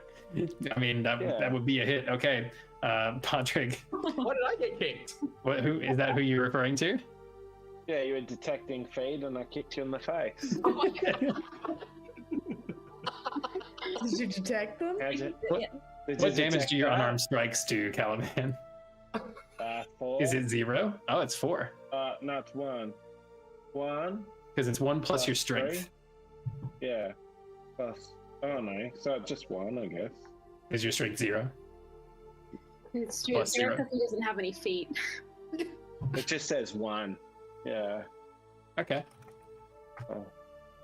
I'm just checking because if it was -1, then it would do no damage. This is one of the idiosyncrasies of D&D unarmed strike I'm a rules. +0. Yeah. It just there's 1 for unarmed strike. That's right. Okay, Padraig, take 1 point of bludgeoning damage as a well-booted taloned foot catches you. I'm assuming maybe not upside the head. Padraig's quite tall, but Yeah, but I've got quite a jump on me. oh, is it a jumping kick? Okay, yeah. In that case, Yeah. Caliban gets you upside the head. Take 1 point of talon to the face damage. Patrick goes to grab his staff and thinks about thorn whipping, and then just Then realizes he's left it in the door of the